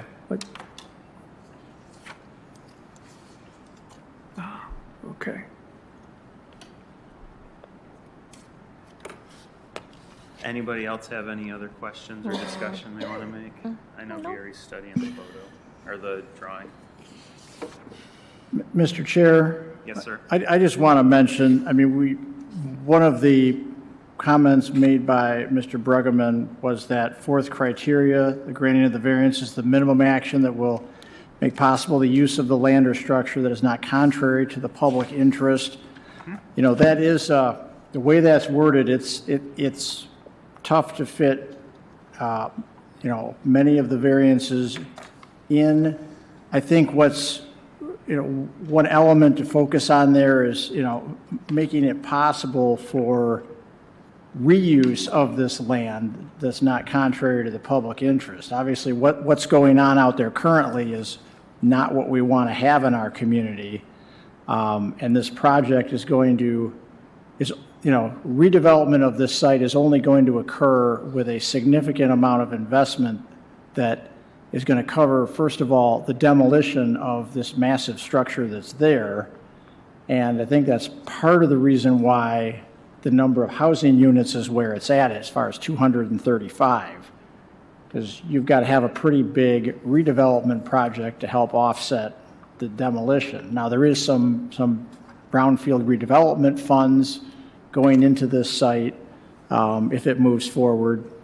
But I just wanted to point that out, that this is not a vacant piece of land. This is a project that, a property that in order for it to be redeveloped, somehow we've got to get past the very expensive removal of the derelict building that's there. So that's my additional comments. Mr. Chairman? Yes, sir. To expand on that a little bit, in applying this standard, we aren't looking at whether there could be other uses than this one there. We're first looking at, under the zoning ordinance, is this use allowed there? And it is. So then we're looking at what the minimum to allow this use to exist and go on. Now, there might be some other use that could be put in there. Maybe you put a nursing home back in there or something that could be configured differently, but that's really not what you're determining in applying this particular. We're looking at this project, this use, is that allowed? And then, is it the minimum necessary given that all the facts and circumstances, the lay of the land and so forth, the minimum. And minimum, there's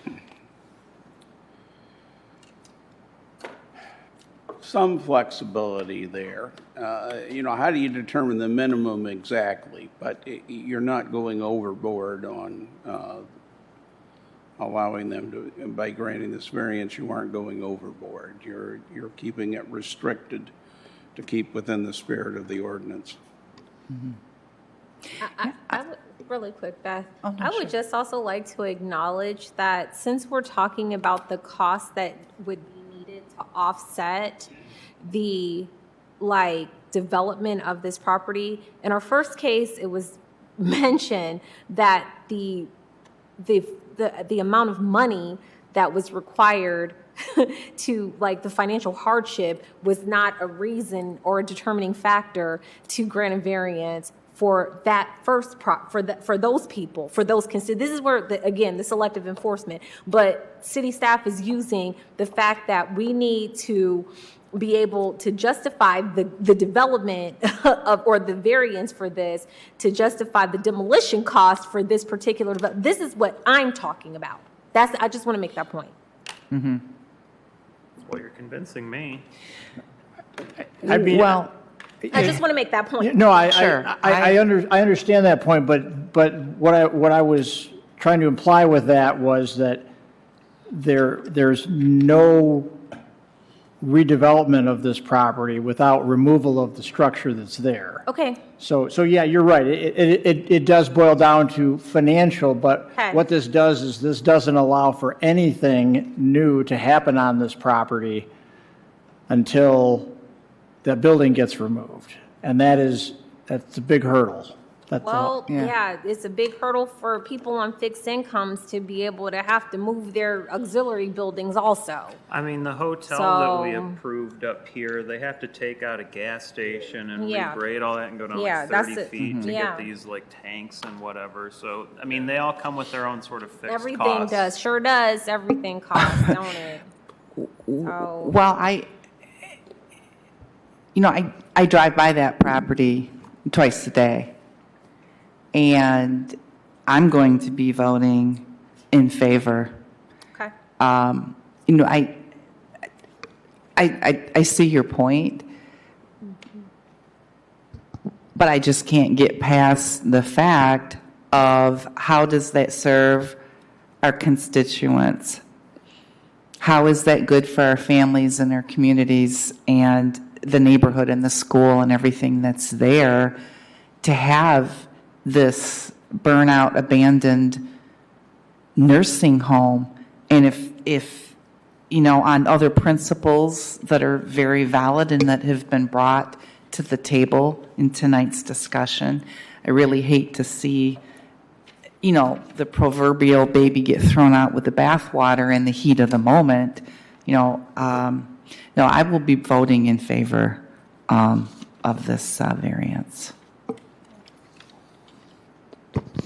I think I made my point. I'm gonna probably vote yes too. I'm gonna pray about it. We gonna see, but I think I made my point. We do selectively enforce stuff, and we do have rigidity against regular constituents, and it's corny. And I don't think it's whack. Period. For me, I'm just going to hold them to the same sort of standard I would hold Mr. Wiggins to, and since he was told, sorry, 6 inches is not enough, it is what it is. Well, hey. And besides, this is 50%, it's looking for 50% more of a facade than what is allowed, and if you don't like it, go get the city commissioner, whoever, to change the zoning and do an end run around all of us. But that sort of says it for me. Can we just take the vote then? Well, or does anybody want to say anything I have else? one more question. Is there somebody who can pull my last vote, or no? On this topic? Oh, I wasn't here. No, I don't know. It's probably in the minutes. I know, it was probably the natural The features protection. the variances when it was for the commercial zoning, which actually I did misspeak. One was parking and one was occupied. Yep. Those were the two variances when it was in the commercial zone. And then the first variance was natural features protection. And then I think I voted no on the natural feature protection. Like I always be fighting about that, so probably. Do you remember, Beth? Actually, I do, because I dug into it today. I know, that's why I'm It was very heated, and I felt bad because Jeff lives in that neighborhood. He voted no, and so did you. Okay, and I voted yes on the same principle that I'm voting yes today. Thank you. I remember. It was tough. Yes. Thank you. Okay. You're welcome. I think that was it. Pete, you want to take the vote? This is on the motion to approve the variance request. And we'll start. Wait, I'm sorry. And then really quickly. So Pete, since that vote, that's when the rezoning happened, which is why I might change my vote right now. Y'all rezoned it, correct? We did. October of 2023 is when it was rezoned from the CC to the RM15. However, at least since like March of 23 when I joined, we were hearing about the zoning's getting changed, the zoning's getting changed. Yeah. So it didn't sneak up on anybody. So so now they already have the approval. So they're going to do it regardless, right? We've already said yes. Is that accurate? No. If they don't get this approval, they're going to have to do a redesign or something. They are in site plan. It's the facade, Right it's now. not the natural features, though. Although if they want to keep the same square footage, presumably, or number of units, it may impact the slope. So you've rezoned it. So I'm sorry. You're don't be mad good. at me, y'all. No. Speak to the natural features part. Well, so the natural features variances that were granted, they entered site plan review shortly after that. So those variances are still considered active. Those variances are still considered active. Those are still considered active because they entered site plan review right after that, and they've been in site plan review ever since. So they've acted on those variances and taken the next step in the review and approval process. So, if they were to have to change the configuration of the building, that would most likely, and it was already mentioned, trigger them to have to go essentially all the way back to the NFP board to, look at the new layout and the level of impact on the natural features. So, does that answer the question? I'm sorry, I think I'm going off topic So here. can I just restate it so I can make sure I'm clear? Okay, so the last time I voted no, I know that I voted no based on the natural features. Then you guys rezoned it, right? And so that changed that changed different aspects of how the ordinance interfaced with the natural features protection. Is that accurate? It didn't impact the interface with the natural features. What it did was it impacted the applicable standards that apply to the development project. Okay. Because it's now in a residential zone, not a commercial zone. So the allowable use. Yeah. Okay. And I guess to make it, another way to look at this is, our charge tonight is to review the variance in front of us. And the variance in front of us is specific to the proposed building and the width of the facade facing the public street. So that is really our purview of review tonight. I know we are delving back into the history of this project just because of the length of time it's gone on and the number of trips it's made to the Zoning Board of Appeals, but really our focus tonight is the building. I know, but that's still relevant because it's still the same project, right? I mean, it's still the same project. So, okay. So Yeah, yes and no. I mean, it does, does the building configuration and the answers to the review criteria, does it meet the review criteria? The building itself, not going back at looking at other historical aspects of the project. But the building hasn't changed, right? I mean, they submitted this building a couple years ago, 2 or 3 years ago, and community planning and development only just caught the fact that it was 118 feet too long. There was, because there was a concept layout that was used initially, and it wasn't clear to us what the overall length of it was. Right. And then on top of that, the zoning changed. And then the zoning changed. Now granted, this, when I was making that reference to, other apartment buildings that have commercial uses in them, not falling under the same standard, that's been in place all along for residential. Thank you.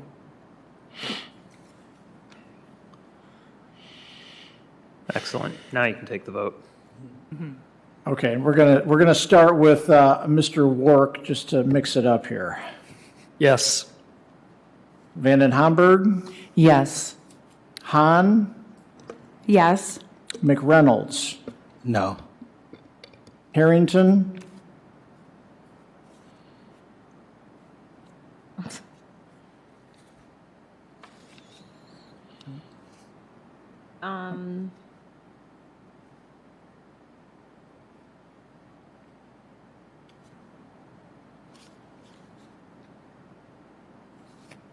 yes.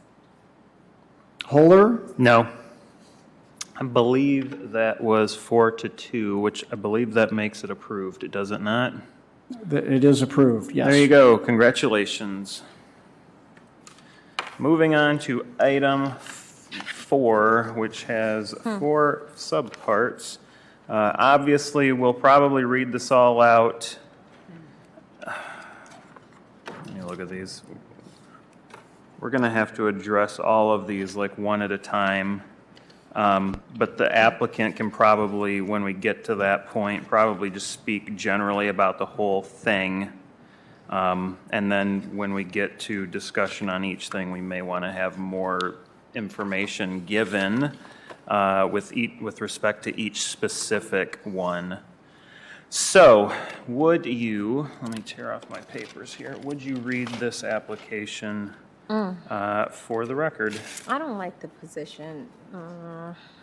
I don't. It's tough being the person to make a decision. Well, whew. I don't know. Alrighty, an application for a variance for provisions of the zoning ordinance has been filed with the Zoning Board of Appeals by the Ecumenical Center. Application ZBA number 2502-04 at 702 North Burdick Street. The applicant is requesting is requesting the following variances. Number 1, a dimensional variance from chapter 50-4.3A. 1, to authorize 6 bicycle parking spaces where 16 are required based on the maximum occupancy. And number 2, a dimensional variance from Chapter 50-5.6 E1C9 to authorize 80% impervious coverage on the site where the maximum for the LW-1 district is 70% impervious coverage. I think there's more. A dimensional variance from Chapter 50-5.6 E4B 24 to authorize 1 entrance floor on the street facing facade along North Burdick Street where 2 entrance doors are required. And number 4, a dimensional variance from Chapter 50-5.6 E319 to authorize no more than 30% of the occupied space first 15 feet inside of the building along the North Burdick Street frontage to utilize for a mechanical room where storage rooms and utility rooms are not permitted in the occupied space. Please note, this will not change the... Oh, sorry. Eventually, I'll Please memorize note, it. thank you. Please note that this request will not change the zoning classification of the properties. Excellent. Thank you very much. Yep. Yeah. The board secretary. Applicant, you're good to go. Nope, you're fine. So say your name and location and all of that. Yes, my name is Michael Flynn. I'm an architect with Alban Marsh Architects. It was formerly Bice Architects here locally. With me tonight is Megan Ullman, civil engineer with our firm. We're representing the Ecumenical Senior Center in their application for the 4 variances. And just a brief history, if I can, or a brief introduction of Ecumenical Senior Center. If you're not familiar with it, it is a existing facility at the corner of North Burdick and East North Street. They currently provide senior services to residents predominantly from the north side. They're currently in a building of about 8,000 square feet. 4,000 square feet. And they've been going through a capital campaign to provide additional services and additional capacity for, again, residents of the north side in the typical sort of senior services as far as health services, food, activity centers, education, health screening, and camaraderie and gathering. The fish fries are fantastic. If you haven't been to them, I'd recommend you go. So those are great. We have been working with them for a couple of years now in the process. So what you're looking at here on this screen, if I may, is the sort of looking in the northeast direction of really prominent corner of North Burdick and East North Street, and the sort of going through the 4 variances that we're asking for. One has to do with the number of bike stations that we're providing, bike parking, and we'll get into that a little bit. I'll try to go through these fairly quickly, knowing it's sort of late in the evening. That's a dimensional variance. The other dimensional variance that we're looking for is the level or percentage of impervious site for stormwater percolation and pervious to impervious ratio. We're looking for some relief on that. And then also another dimensional variance about the number of entrance doors. Specifically in this case, it's along North Burdick Street. And then finally, the one that I think I really want to sort of show a little bit of the programmatic bubble diagrams of the facility is one that has to do with another dimensional variance, and that has to do with the sort of activated front facades of the street along North Burdick, and that is one area in particular that is sort of vexing to us. So let me get into that really quickly, if I may.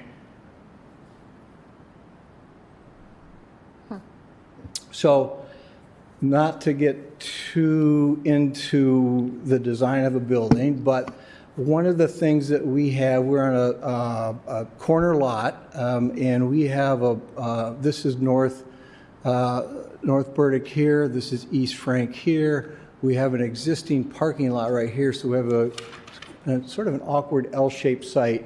The existing building, if people are familiar with it, really occupies from about right here, if you can see my cursor coming down to the corner, back over to here, and about that size. That's at 4,000 square feet. So the site configuration here is one thing that locks us into a lot of the planning, trying to get that planning correct, trying to get the programming correct that our client ESC has asked us to do. And much of that has to do with serving the elderly in a day-to-day process of one, getting the elderly there to take advantage of the services that take place in the facility. And with the parking lot here, we have barrier-free parking. We have van pickup. The center has 2 transit vans that they go and pick up the patrons and the clientele and the members to come and then drop off. We have a covered area here to bring into the entrance at this point, and then additional barrier-free. As you can imagine, the need for barrier-free parking and also van pickup and drop-off is a high demand. We can't have that along any of the street sides. That just wouldn't be safe. And then the other component of this is really to bring in goods and services for Meals on Wheels, and also to be an intake and a shipping and handling kind of process for donated goods. And then it also, and that's in this area here, so you can see the demand for this is key real estate right here for safe, convenient pickup, drop-off, and delivery of goods and services. That takes up this east facade.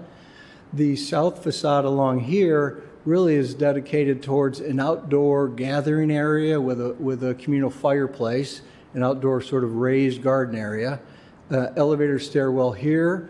We have multi-purpose room here, a multi-purpose room here, and a multi-purpose room here. So you can see that whole south and west side of the building is dedicated to services, to the membership of the senior center, and that really relegates this northern tier, if you will, to what I'm going to call back-of-house services, and that is the shipping and handling, the kitchen and food preparation area, the restrooms here. We have storage for all of the different functions that take place out in this multi-purpose area here, here, and here.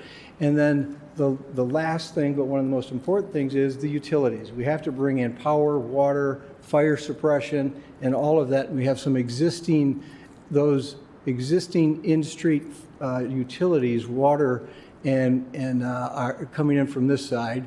Electrical is coming in from this side. We are pulling back a little bit from this existing building to provide for that. So this is the one area where, if we could, we would activate that with multi-purpose space, but it's the last remaining space for us to put in the necessary utilities. So it's a bit of a hardship, but it's a function of the program and meeting the functional needs of the center that forces that, along with the configuration of the site and the fact that we've got 2 frontages, one along North Burdick and one along East North Street. Then moving on, I just wanted to give some views to that. This 3D view, this lets you know where this is that parking lot here, and that abuts up to another project that we're doing. I think we were here before regarding the ecumenical, well, not the ecumenical senior center, but the legacy housing for Mount Zion. So this is adjacent to that block. One of the things we wanted to do is, as kind of friendly neighbors, and the fact that this is senior housing over to the east with legacy housing, is provide a welcoming front door for all the 70 or so residents that will be living there. So it's another reason to have this connection moving to the east along with this parking and entrances there. This is that outdoor gathering garden area here that we wanted to tuck into this area. Lots of glass fenestration here. This is the elevator with a window area there, and then coming around to this is that site plan. I won't go into any further on that. And this is the sort of bird's eye view looking northeast. That's that corner. We have a decorative sort of ceremonial glass feature there that's really going to be, I think, a commemorative aspect to it as far as sort of the notoriety and historical relevance that goes back to the late 60s on that site in that building. And then this is the facade along that area. You can see we have a lot of glass, a lot of large storefront and curtain wall systems. And this is the existing structures here with sort of gaps between the buildings. What we wanted to do on this 76 feet of frontage is provide enough articulation, enough fenestration to give that interest and to scale it appropriately for the neighboring buildings and be harmonious with the context that we're in. So that this is back to the east side. This is that service entrance, the main entrance with that covered sheltered area there, and then a sort of a standard view of as if you're coming in here and that entrance at that point. So I don't know how much time I have. I think I'm running out of time actually, but so I'm sorry that took so long. You're doing good, friend. You're doing good. All right. We get it. It's going to be cute. All right. Can I expound on any more of those? I think the most important one I want to hit on is going back to the activated space, and the reason that we have 90% of our facade is activated. It does have windows and doors and all of that. And this is the one area where we have a door, where we have another door at this location, but that's the one area where we had to bring the utilities in there. So I think that's the one variance that I think staff wasn't too keen on or really wanted us to expound on a little more thoroughly. So. Thank you. We're going to wind up taking these all in turn anyway, so I'm sure we'll all have specific questions about any of them. Mr. Flynn, before you step down, I didn't catch the firm. You said it was formerly Bice. What firm are you? It's Aubon Marsh. Excuse me, it's called what? Yeah, it's a French word. Aubon Marsh, A-B-O, help me out, A-B-O-N-M-A-R-C-H-E. Yeah, I can't see Okay. it. Oh, I meant for him. It's on the bottom left, the bottom right of the screen. Yeah. A-B-O-W, I can't read it either. I don't have the right glasses. Okay. Which is none of them. All right, can you spell it for me, please? I can't see it from here. A-B-O-N. Yeah, A-B-O-N. M-A-R-C-H-E, Aubon Marsh, which is a French agglomeration of at a good price. Okay. All right. Thank you, Mr. Flynn. A French lesson for everybody there. Thank you very much. And then another question, because I'm doing the finding of fact. Did you say that the property abuts to Legacy Housing and the Mount Zion Church? Not the Mount Zion Church. Mount Zion is in partnership with Hollander Development, and we are also the architects on that project, and they're providing, and that actually is breaking ground this year, 2 buildings, both under 200 feet in length, by the way, that are providing 70 apartments for senior independent living. That'll be adjacent to that property. So Okay. we look at it like it's a nice symbiotic sort of relationship between the senior center and senior housing. And okay, I'll just say senior housing. All right, thank you. I believe we approved that project to have We did, fewer yeah. parking spaces. Okay, excellent. Well, Okay. let's Okay. see if we can get public comment or anything at this Okay. point, and Got he's it. going to be back. But so Pete, Yeah. why don't we save like staff comments as we like address each particular one instead of you just sort of free-for-alling the whole thing? I would prefer to do that. So if we want to actually change the format a little bit, do public comment This first. is what I was thinking. We do the public comment, deal with that if there is any, then address the bike issue, then address the impervious, and so on and so forth.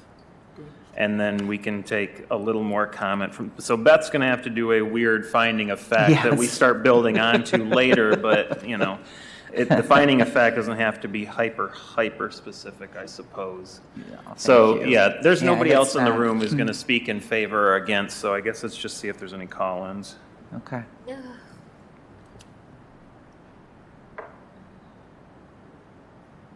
And I suspect some of these may be an easier sell than others. Mhm.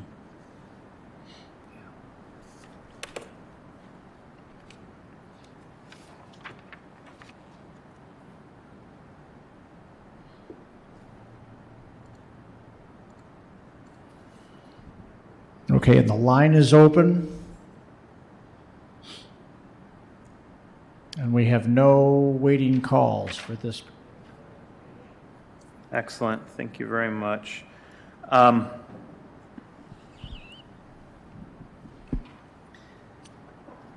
we want to do this finding of fact before Pete has made any comment? Yeah. I think it's fine to do a finding of just. Okay. So here's what I would say is, we've closed the public portion of it. Please make a finding of, or a motion for a finding of fact. Okay.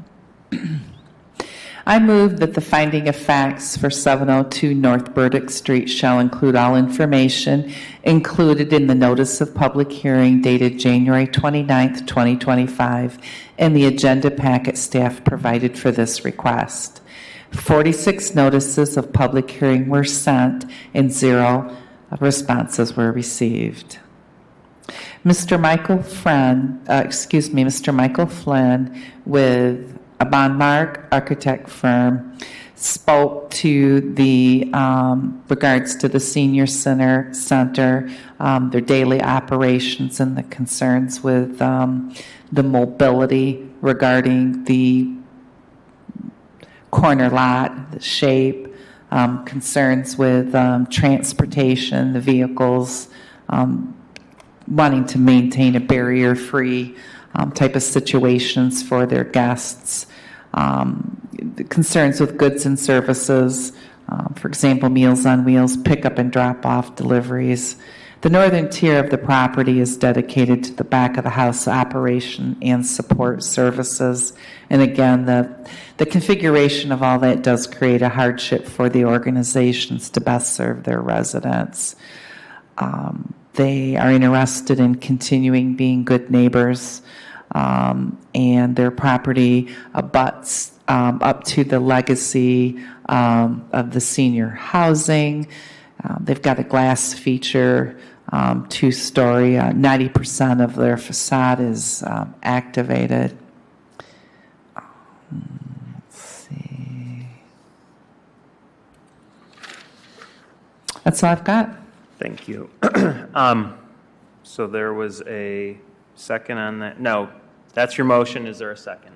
Yes, I approve. Thank you. All those second.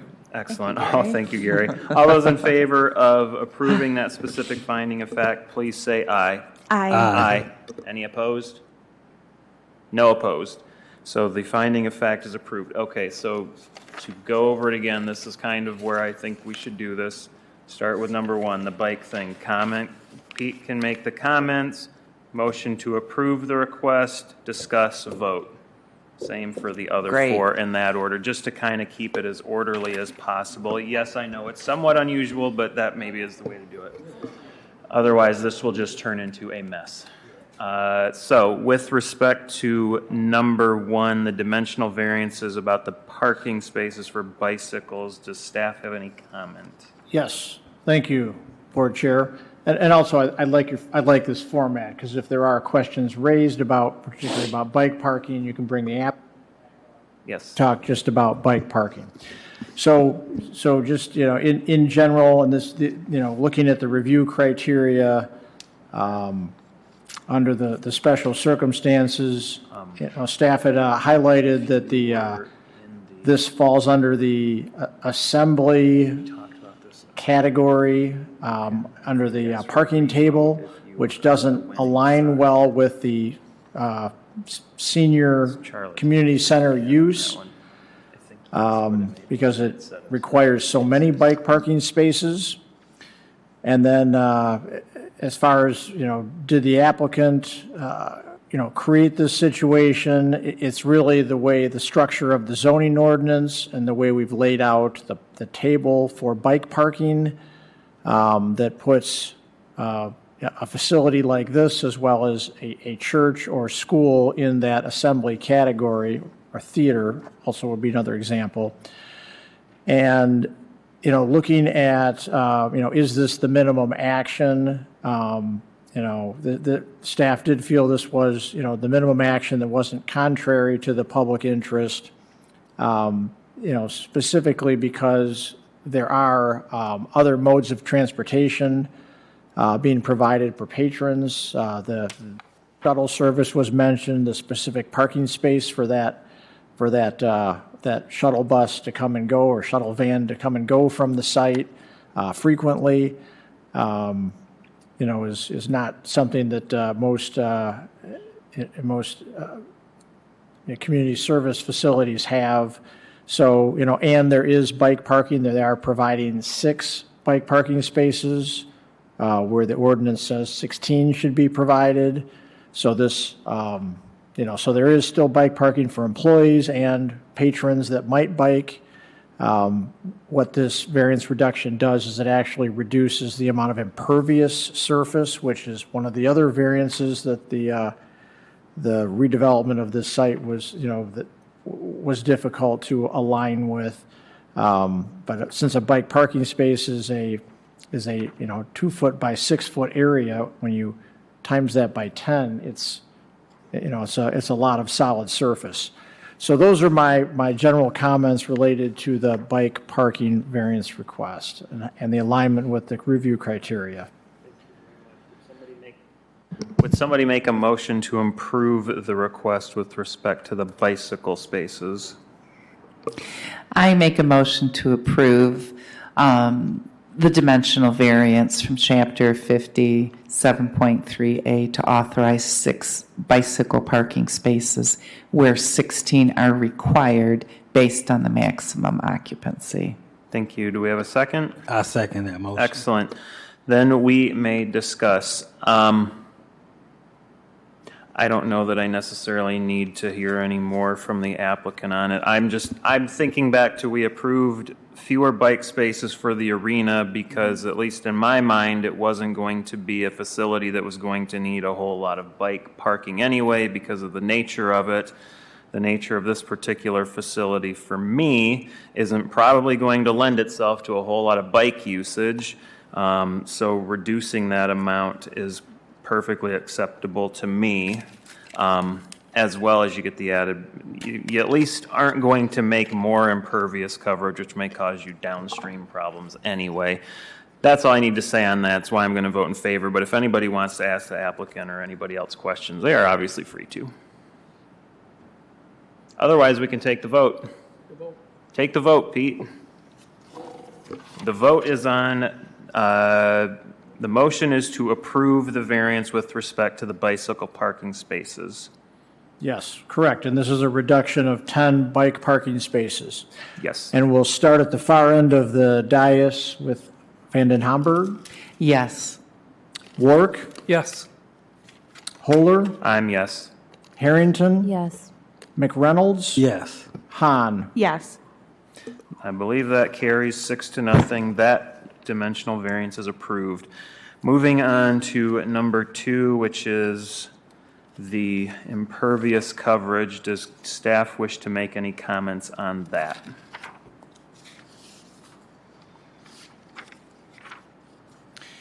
Yes, staff does have a few comments to make, if I can get my papers in order here.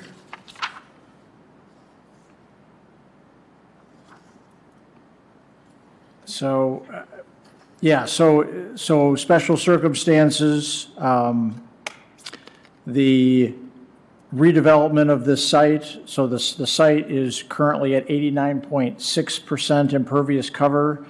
So, the challenge has been for the developer to figure out how to provide a larger building that can accommodate more services and provide parking, bicycle parking, the shuttle space that was mentioned, and all the other amenities, including, improving the level of green space on the site, and get, and try to get to the, the 70% maximum impervious cover of the Live Work 1 zone district. So, as you know, with the zone districts, the more intensive the commercial zoning, the higher the impervious cover is until you get right to the downtown zone districts where 100% impervious cover is allowed. So the Live Work 1 and 2 are, looked at as less intense, and that's why the impervious cover maximum is at 70%. So the applicant is and the developer are able to bring the property closer to compliance with this redevelopment project, but are not quite hitting that 70% mark. The unique shape of the lot was also mentioned as complicating the layout with the building and parking arrangement.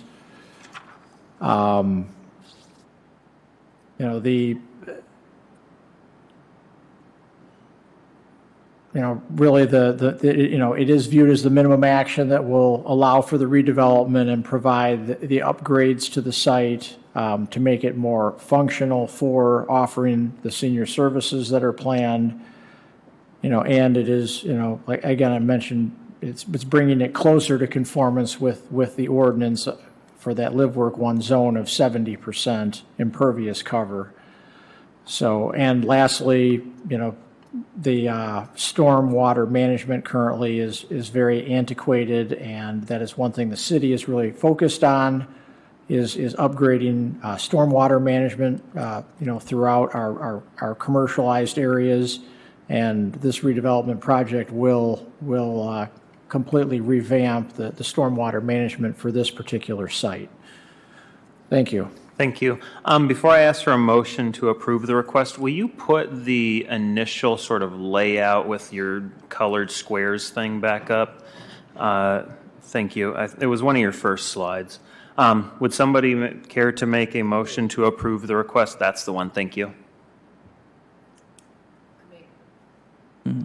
I make a motion to approve the request for, let's see, a dimensional variance request from Chapter 50, 5.6E1C9 to authorize 80% impervious coverage on the site, where the maximum for the Live Work 1 district is 70% impervious coverage. Second. Excellent. Thank you. My question, my question starts with Pete, I suppose. The parking lot we know is over here with this drawing on the right. Is that not technically part of this property?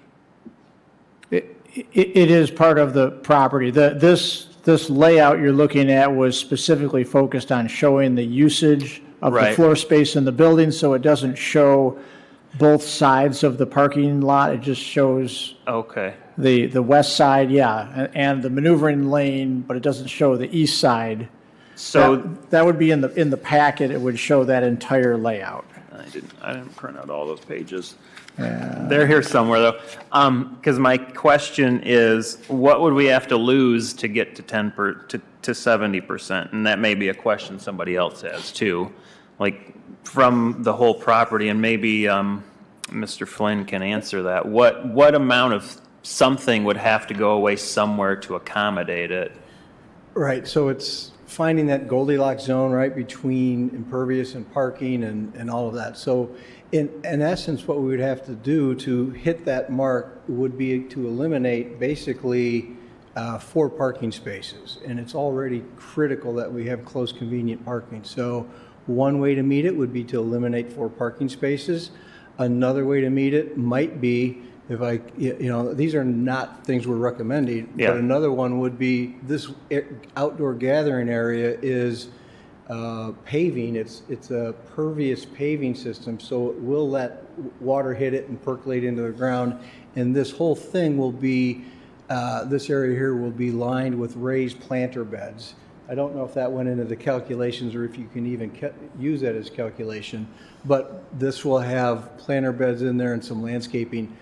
To turn this all to lawn would help with the pervious ratio, but that would soon be trampled and, not a viable lawn because of its use. So that would be another way to do it. I think that's about it, really. Those two would be the options to get us over that or under that threshold. Okay. Does anybody have any questions on that? No, thank you. Thank you very much. I'll just say that I'm fine with not being an absolute stickler on this one because the alternative is probably like it stays stuck at 90%. And at least this is an improvement over what it is. And in the process, you also get much better use of the land and other improvements. So fine. I'm fine with it. Does anybody have any other comment they need to make on it? I have a question first. And I agree with you on this, but I would like to hear, it does concern me that the impervious coverage the ground coverage is so high. Pete, can you share anything as to like the groundwater systems? I know the city plans on improving that, but like the natural features, maybe potential flooding or, the impact on the Arcadia Creek? I don't have any information to share on that. Okay. All I know is there's not a very good system for managing the stormwater on the site right now. Okay. And this will be, this new system will have an underground storage chamber and so forth. Do you have something you want to add to this? When you're done. Okay, yeah, so you could ask the applicant to come up too, but no, I don't have anything else to add other than, that was one of the added benefits of this redevelopment was, some of these antiquated systems would be fully upgraded. Right. Yeah, and I like the fact that it's currently at 89.6%. So this would be, I get that, but it would just be nice if it could be 70, and not so high. But, I agree with Chair Holder. To see them give up 4 of those parking spaces or compromise the outdoor gathering areas, I'm not comfortable with that. So, all right. Thank you. Thank you. I would like to get some more insight on that topic also, and I think it has crossover implications. It's like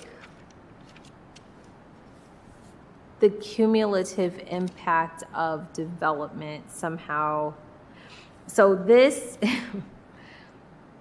if we say yes to this particular variance, then it'll be, we are approving an additional 10% beyond what is allowable with the impervious coverage, right? Correct. Okay. Okay. And when we're making these decisions, we are hoping to, I'm just trying to get super clear on the congruity of my values surrounding these developments and these what we're doing here. So we have to, why are these split out in this way, Pete? Let me just ask that question. Why are these things split out in these ways? Why are they? Each of these variances split out because they address different parts of the ordinance? So they're being split out because the form-based standards that have been adopted are broken out into different areas. And so, we have the bike parking, I guess, is not in the form standard section, and the impervious cover is, that one is in that table under the form-based standards, but it just, the reason it's being broken out this way in a nutshell is because you wouldn't want to vote on all these as a group, and have folks vote against it because they didn't agree with one of the particular variances. So you want to vote on each one of them separately, so each one has to stand on its own merit and survive the vote, so to speak. So that's why they're broken out. I think I agree with that, and I think that makes complete sense. But what part of the process addresses the feasibility of it in its totality? So, like, for instance, in the last case, I voted no on the initial project, but yes, because it's already about to happen anyway. And so I feel like we're regularly put in situations like that. So at what point in the process can the zoning board be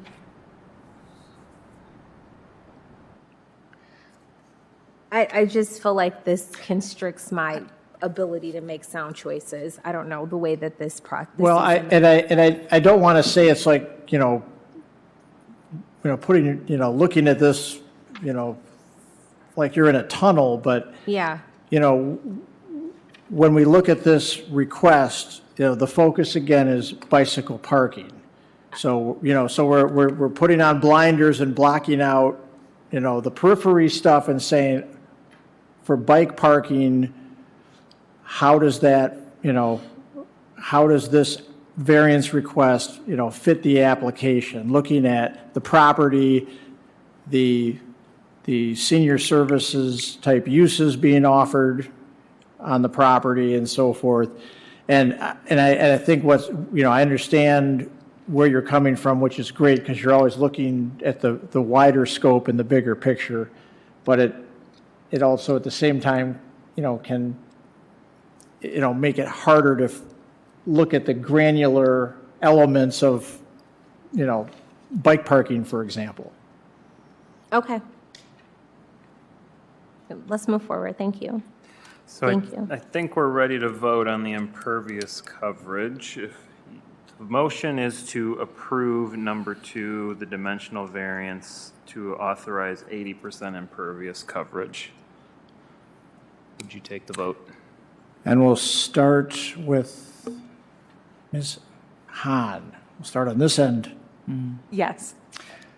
McReynolds. Yes. Harrington. Yes. Holder. Yes.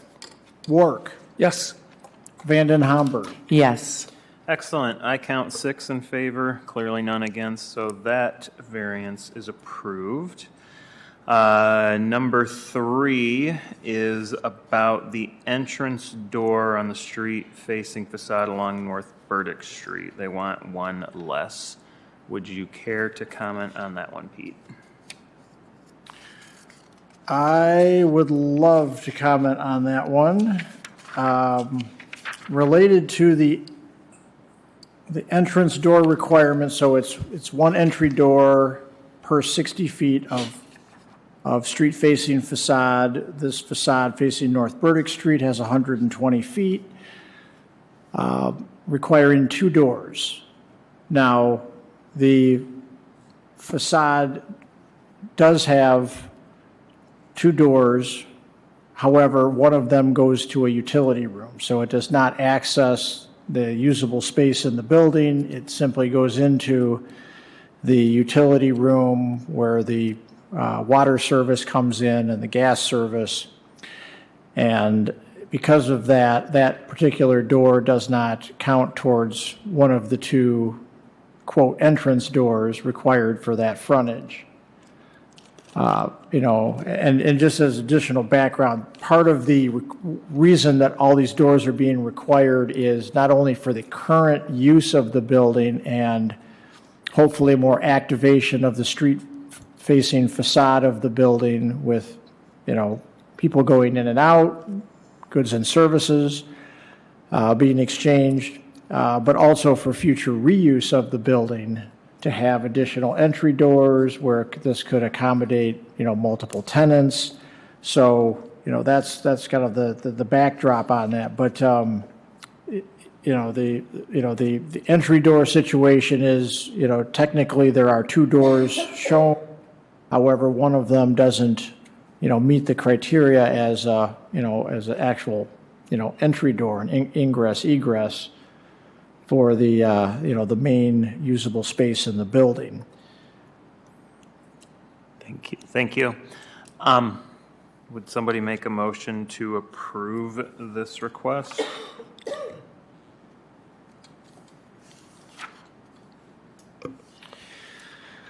I move to approve ZBA number 25-02-04, 702 North Burdick, number 3. Thank you. Anybody to second that? I second that. Thank you. Would you mind, so I understand where the utility door is. Where is the other door on the Burdick Street? Is that on that corner of the multi-purpose room? So there is a door right here, and I apologize if that's... I see it. That's off the utility room. Yeah, and then just a point of clarification, Pete, there, and I don't know if it matters, but there is another door here that brings you into the storage area from there. Still not to your point, but they're in the revised plan. It may not be in the package that you have there. There's a door here and a door here that gets you into the storage area. The other door, to answer your question, is located right here, and it faces out into this area here. So we have a door at this location and a door at that location. Okay. And so, and obviously that other corner is like a feature wall kind of thing, right? Yeah, then what I have highlighted in blue here are the windows or the fenestration. And, so in the blue here, there is the door, and we're recommending that we could put in what's known as spandrel glass or non-vision glass to get some daylight in there, help to make the appearance of an activated street, although this is the utility room. This area here is that large, let's call it a picture window. It's about 18 feet of glass and 2 stories tall. And then at this one, that is that feature window that is commemorative to the site. And then then you get on the other facade, on the south facade. So. Excellent.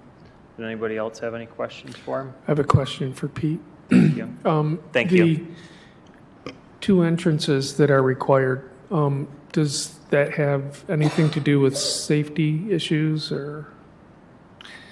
It really doesn't have to do with safety issues, because that would be addressed by the building code and the fire marshal occupancy requirements. So depending on the size of the assembly area, yeah, that's where the number of doors may have to be increased.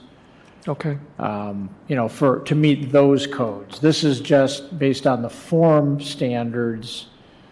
It's a requirement for the street-facing facades. Okay. So to make sure it's got a certain kind of look. Yeah. Okay. And the renderings that you saw from the street, the street view, you could see the door. There's a concrete walk that goes off the sidewalk back to the door, so it does. I think, where's that view, right? So it does it does lend itself to look like a more functional building front, an active building front.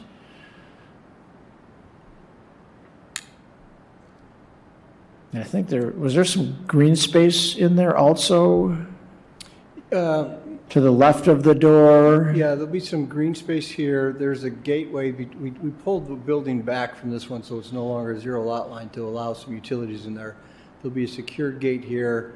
We have the FTC or the fire department connection at that point. I mean, we have to have that at some point on the building. Then we've got some landscaping here, and then the 2 doors, one here, and then here's that large a stretch of glass here. Again, that represents about 18 feet. And then we hit some more glass here, and then the tall two-story feature window at the corner. Okay, thank you. So the Mini Cooper in the picture is blocking the view of where the little landscaping area is. Okay. Thank you. Thank you. Anybody want to say anything about this one? I know we gave the Boys and Girls Club, we gave them a smaller number. Obviously, Gary mentioned security. I think that was more of a security issue than this. I mean, I guess if push came to shove, there's a spot where you could stick another door on here, but that's literally just adhering to the form for true formality's sake. Which means I'm going to vote to approve it. Does anybody have anything else they want to say? No. Seems like we're ready to vote on it, Pete. Okay, so this is related to the Yes, the variance for the one entry door on the North Burdick Street facade. yes, where 2 entrance doors are otherwise required. We'll start with McReynolds this time. Yes. Hahn, Yes. Van den Hamburg, Yes. Wark, Yes. Holer, Yes, Harrington. Yes. she said yes. Thank you. Then that request is also approved 6-0. Number 4 is about the placement of the utility room, I believe. Pete, would you care to comment on that? Yes, the occupied space variance, this one we looked at in great detail because the utilities are out in Burdick Street, and so the utilities are coming in from Burdick Street into the building. So there is some logic in placing the utility room on that side of the building. However, that same argument can be made for almost every building because the utilities come off the street and go into the building somewhere. So we don't want to foster placement of the utility room in the front of the buildings.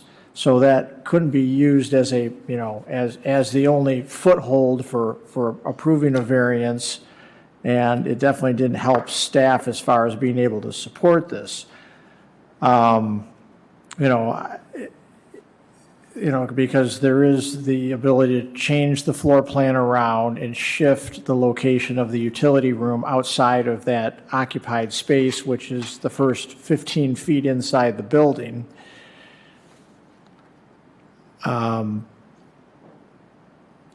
So that was, it was viewed as something that could be addressed in another way, and therefore we couldn't give staff support to it. Similar to the shed variance earlier, where there was a conforming alternative, and therefore we didn't give staff support. So the same thing applied here.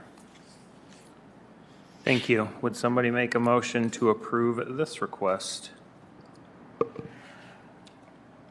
I make a motion to approve a dimensional variance from Chapter 50, 5.6E 319 to authorize no more than 30% of the occupied space for first 15 feet inside the building along the North Burdick Street frontage to utilize the mechanical room where storage rooms and utility rooms are not permitted in the occupied space.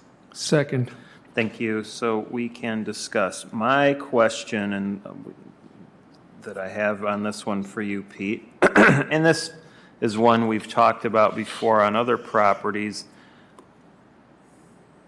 You and the report, I shouldn't say you, but the report and all that refers to the front of the building.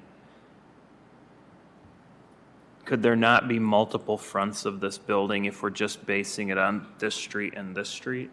So it could technically is not on the front of the building if you view this as the front as opposed to that as the front. And actually, the applicant's going, no, the front's over here. So But I'm assuming where you're coming from, where the zoning's coming from, is based on these streets. Yes, it's based on, because this is a corner lot, this new building has got that occupied space requirement on both the North Burdick Street and on the side street, which is North Street. And so it does add an element of challenge to locating all the required, necessary parts within the floor plan. Yeah. But, so it does create an additional challenge for this particular development, but, like I said, it isn't something that we want to encourage by any means, to be putting the utility rooms towards the front of the building. Obviously, they've limited it to a portion, roughly 30% of that space. So it isn't, it's a incidental amount of the occupied space being used. But so because it's on that corner, it's got occupied space problems this way and this way on this building, right? Well, no, they're okay on the other frontage, because I mean is they couldn't, if they put it on if they went diagonally to this other corner, so instead of upper left for us, lower right, they'd have a problem with occupied space along this road now. So basically, these two sections of the building are kind of off limits for this room, generally speaking. Is that right? Correct. So how far in from Burdick do they have to go before it stops being a problem? Does it have to go all the way to the other corner? Or could he just for instance, flop it with the storage room and then he's done? It's 15 feet. It's the first 15 feet inside the building. So they could push it further back into the building. But obviously, the applicant and those folks are going to say it's not ideal because that's the storage. You're putting it here, and you got to go through all these other rooms to get to it when you're going to use it right here and right here. So yeah. Okay. Thank you. Does anybody have any other information they need to get out of this one? No. Anybody want to say anything else? I guess somebody has to, so I will. I'm going to vote to approve because they're being penned in by the two corners, and that is not by the two frontages, and that's not really a problem they've created. The solution is not really ideal because the parking lot's on the other side, and if you put the utility room over there, then you got to now go through a utility room to get to all these other things, and if you move the utility room in enough to make it comply with Burdick, you are putting things. So I get where it can't be this way, plus it's an L-shaped lot. I suppose if you just put this building in the parking lot and put a parking lot across the front and put the storage room anywhere in that building, basically, at that point. Yes, I think it's if I look at the staff's report, I think all of the things in it are fine as to why there is a problem with the property that they have to deal with. I just come up to a different conclusion and would approve the variance for that reason. And I know staff's not doing it personally, they're following the rules, and we're here to break the rules, I guess. Anyway, so that's how I'm going to vote. Does anybody else want to say anything, or can Pete just take the vote? As long as you're providing justification for it, so we can get that in the record. Yes. Yes, I think that the shape of the lot and it being on a corner and all of that stuff is the hardship that they're running into. Certainly, there are alternative options, but I don't think they're really practical for this particular usage. And I'm not worried that we're setting this building up for a problem in 50 years when somebody else wants to move in and use it with one less door or whatever, because they're probably, if that happens, they're going to gut it and do something different and move stuff around anyway. So there we go. Take the vote.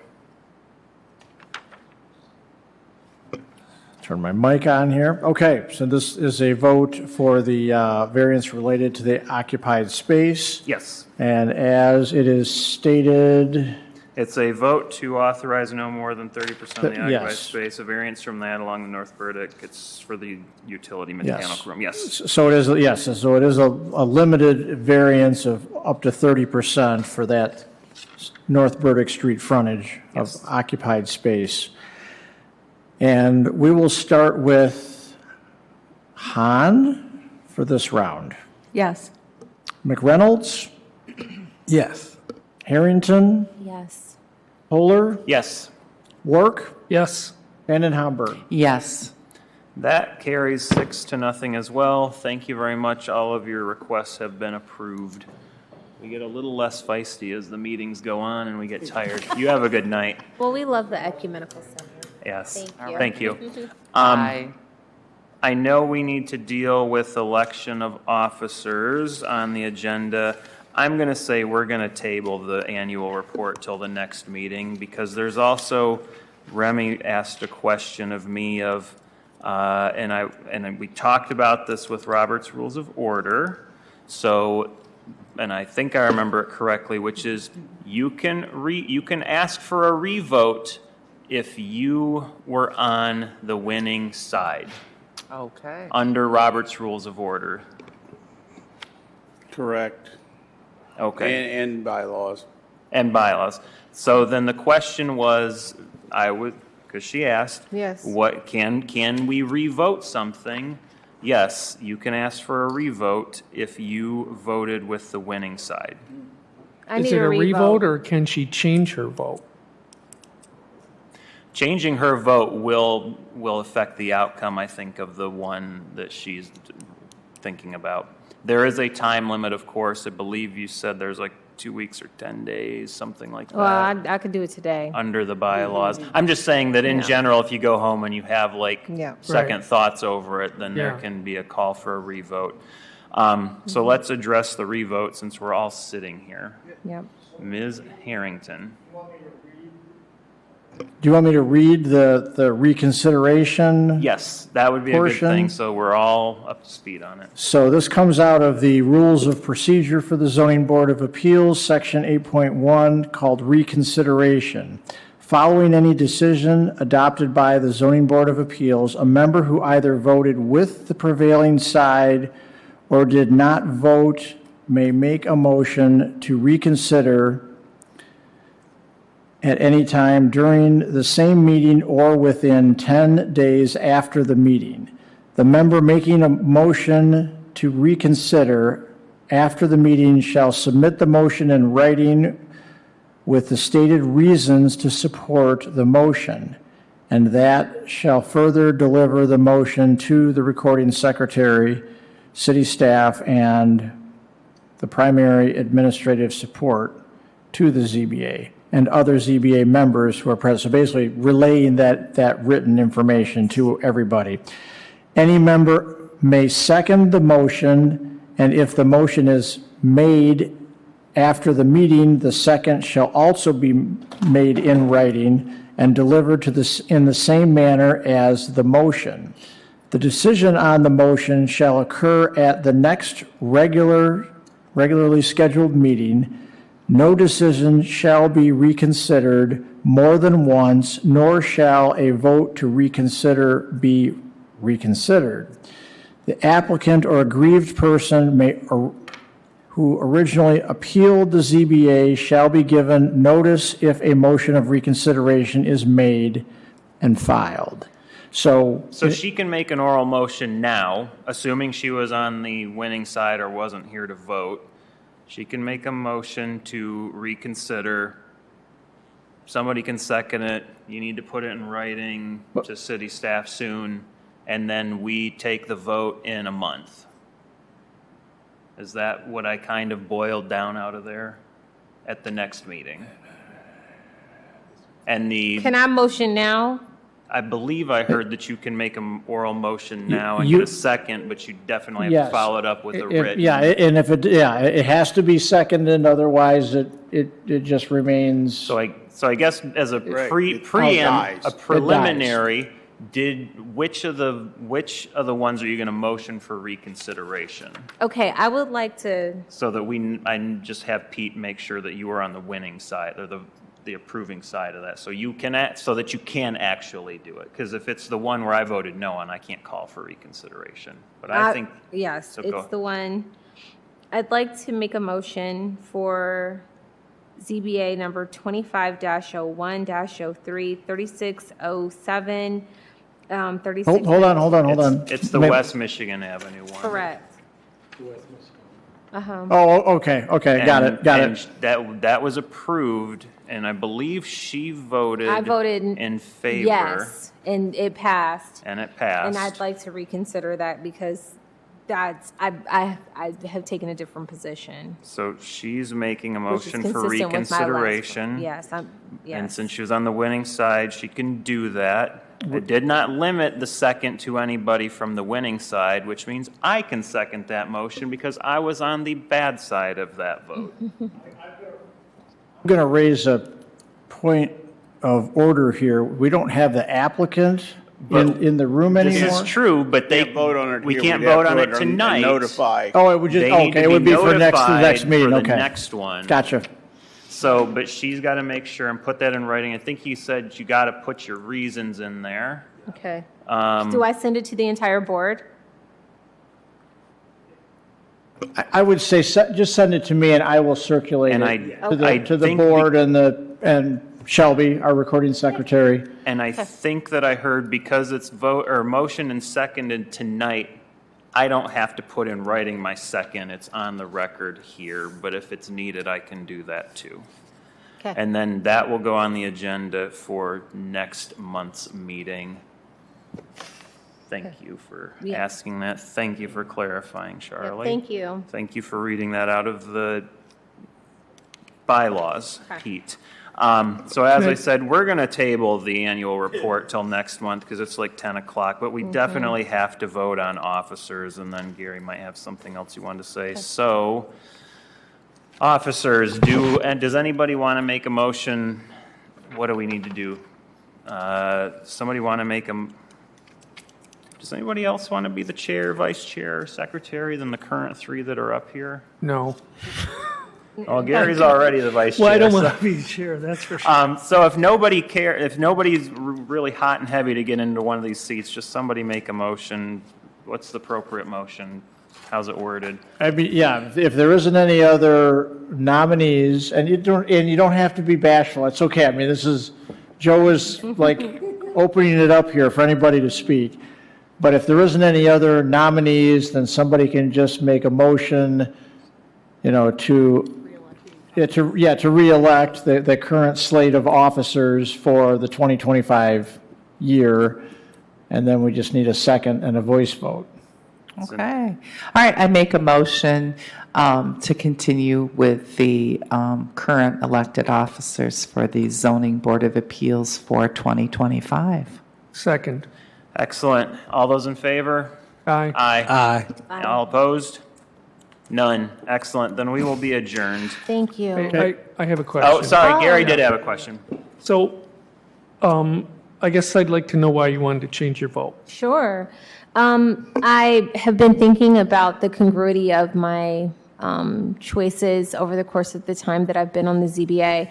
I am pro-development, and I'm pro-regenerative development and community-centric development, and so far be it for me, and as a micro-developer myself, far be it for me to ever be doing anything that's prohibitive to things that are going to enhance the quality of life for the members of our community and the constituency of our community. But I think that there's a values issue here surrounding the first case that happened. I think that we need to take a critical look, in spite of the fact that I think I've consistently demonstrated that I have been in alignment whenever people have purchase buildings, even when, I've been supportive of business always. But this feels like it's just too incongruous with my values based on the first, just the two things that happened. And I need to take a stance on that in terms of tonight's, the staff positionality, city staff positionality, and how the ordinance falls and the way that we interpret the rationale for variances. I feel like I need to just take a different stance so that there can be some continuity in how we, in terms of our philosophical bent and how we interpret these ordinances. And that's the reason why. Do you have some, and I struggle with my decision, as you saw.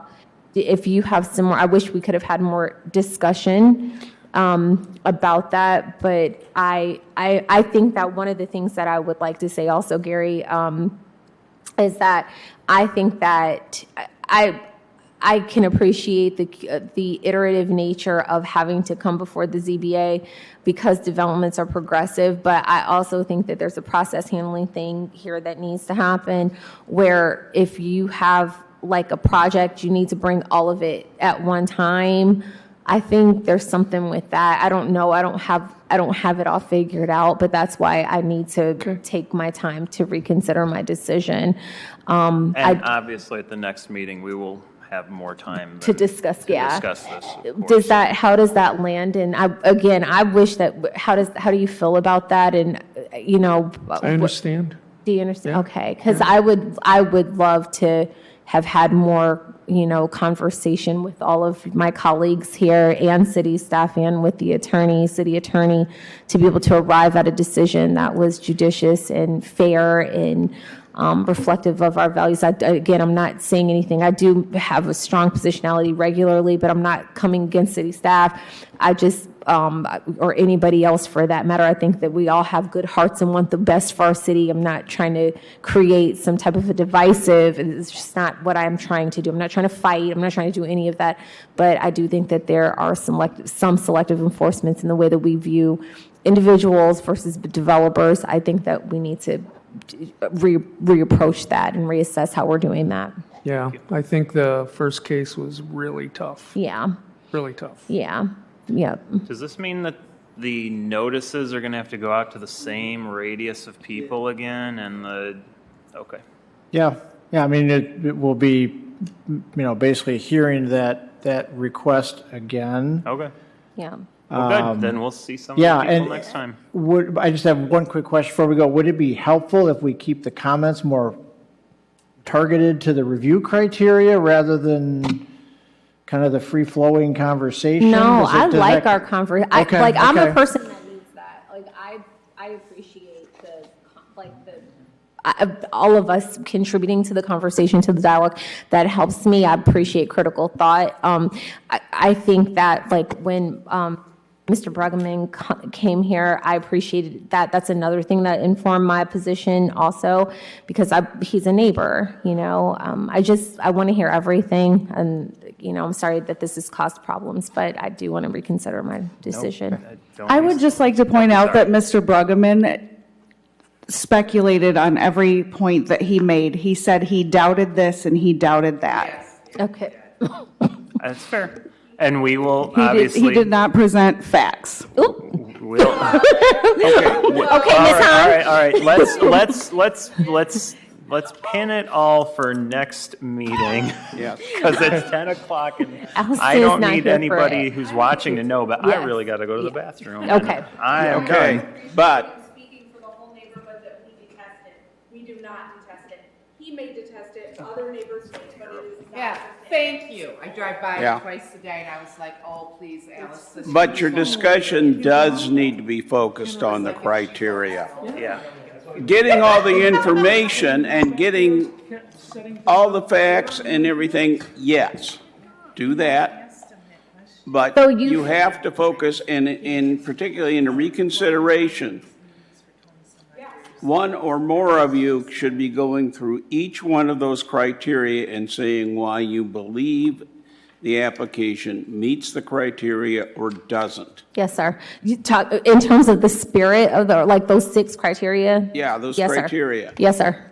And, Okay. and that really needs to be addressed. And if you're reconsidering and if the outcome is going to change, you can anticipate that it will be appealed.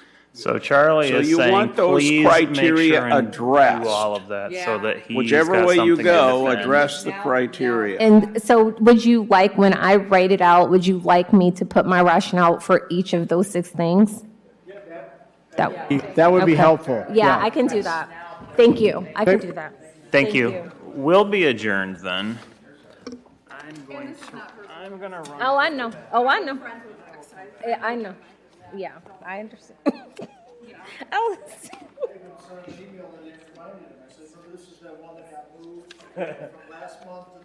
He was like, oh, yeah, yeah, yeah. Yes. tell what we're gonna say.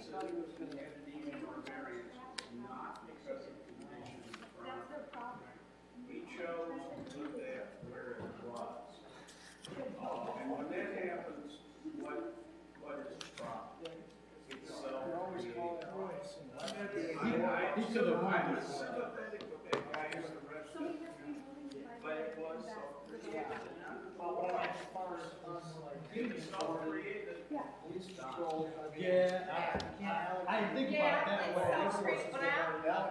I think you was headed Where? I felt that for him, but I was like, but I Yeah. knew it was something else. Show me. Can I have one of those gums? Oh, sure. And then, and then come here real quick. Show me where those 6 things are, so I could. I lost them. Thank you.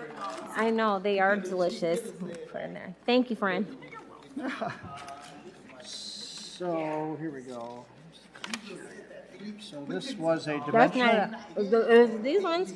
It's just 1 through 6. Okay. Because it's not related to landscaping, so. Okay, so just these ones, So and then it- write it out on this and send it to you.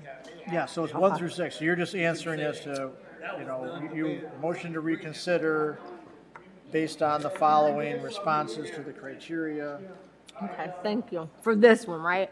Yeah, and, Sure, okay. and these are the same as they're in the packet, but Yeah, they're kind of all over the place in the Mhm, packet. mhm. That's the most succinct lineup of them. Okay, Okay? thank you. Yeah, and if you want to talk tomorrow, just let me Can know. I call you? Okay, thank you. Yeah, just, you have my cell phone number, right? Yes, I I'm gonna do. be traveling tomorrow morning, but Okay, in the afternoon, I could talk to you on the phone? well, you can call in the morning too. Is that, okay, I will. Thank you so much, Pete. Yeah. Okay, there's that. And that way, yeah. that way, Thank you, Shelby. Thank you all. if you can sleep on it, then you probably have more questions tomorrow, so we can talk then. Allison, take your folder. Oh.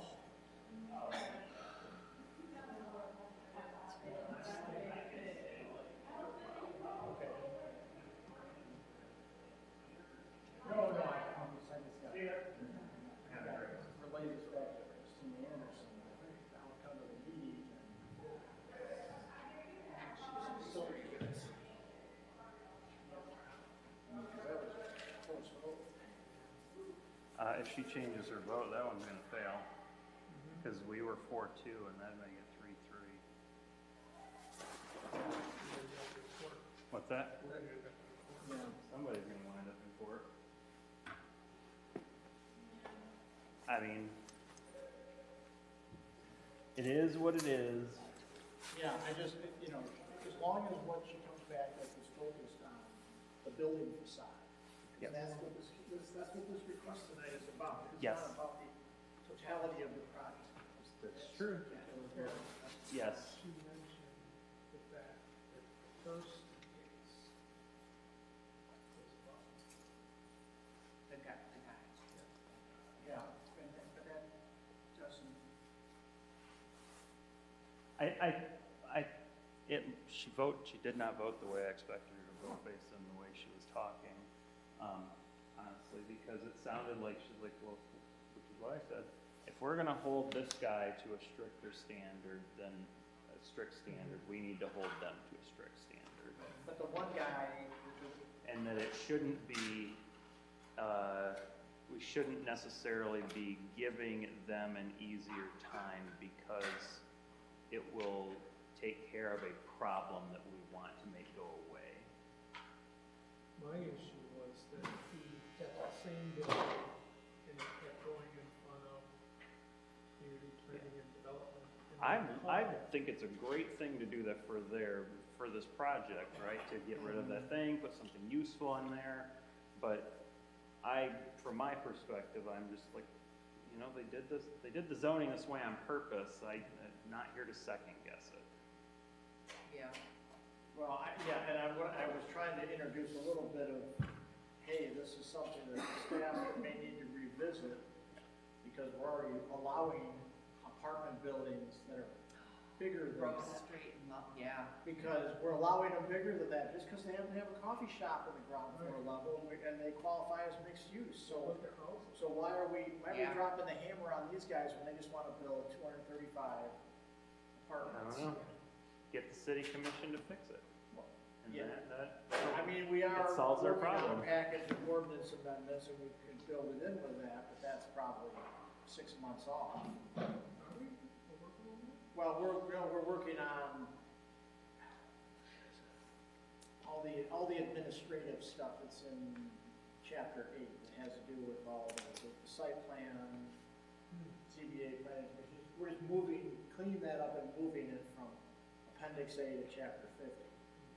You never know what's going to break until you actually just let it out there to run Yeah. free.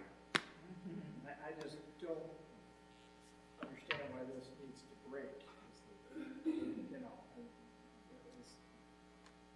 when I get the written response, I'll have to send it to Charlie, have him look it over Yeah. to see if, you know, if the nuts and bolts are there.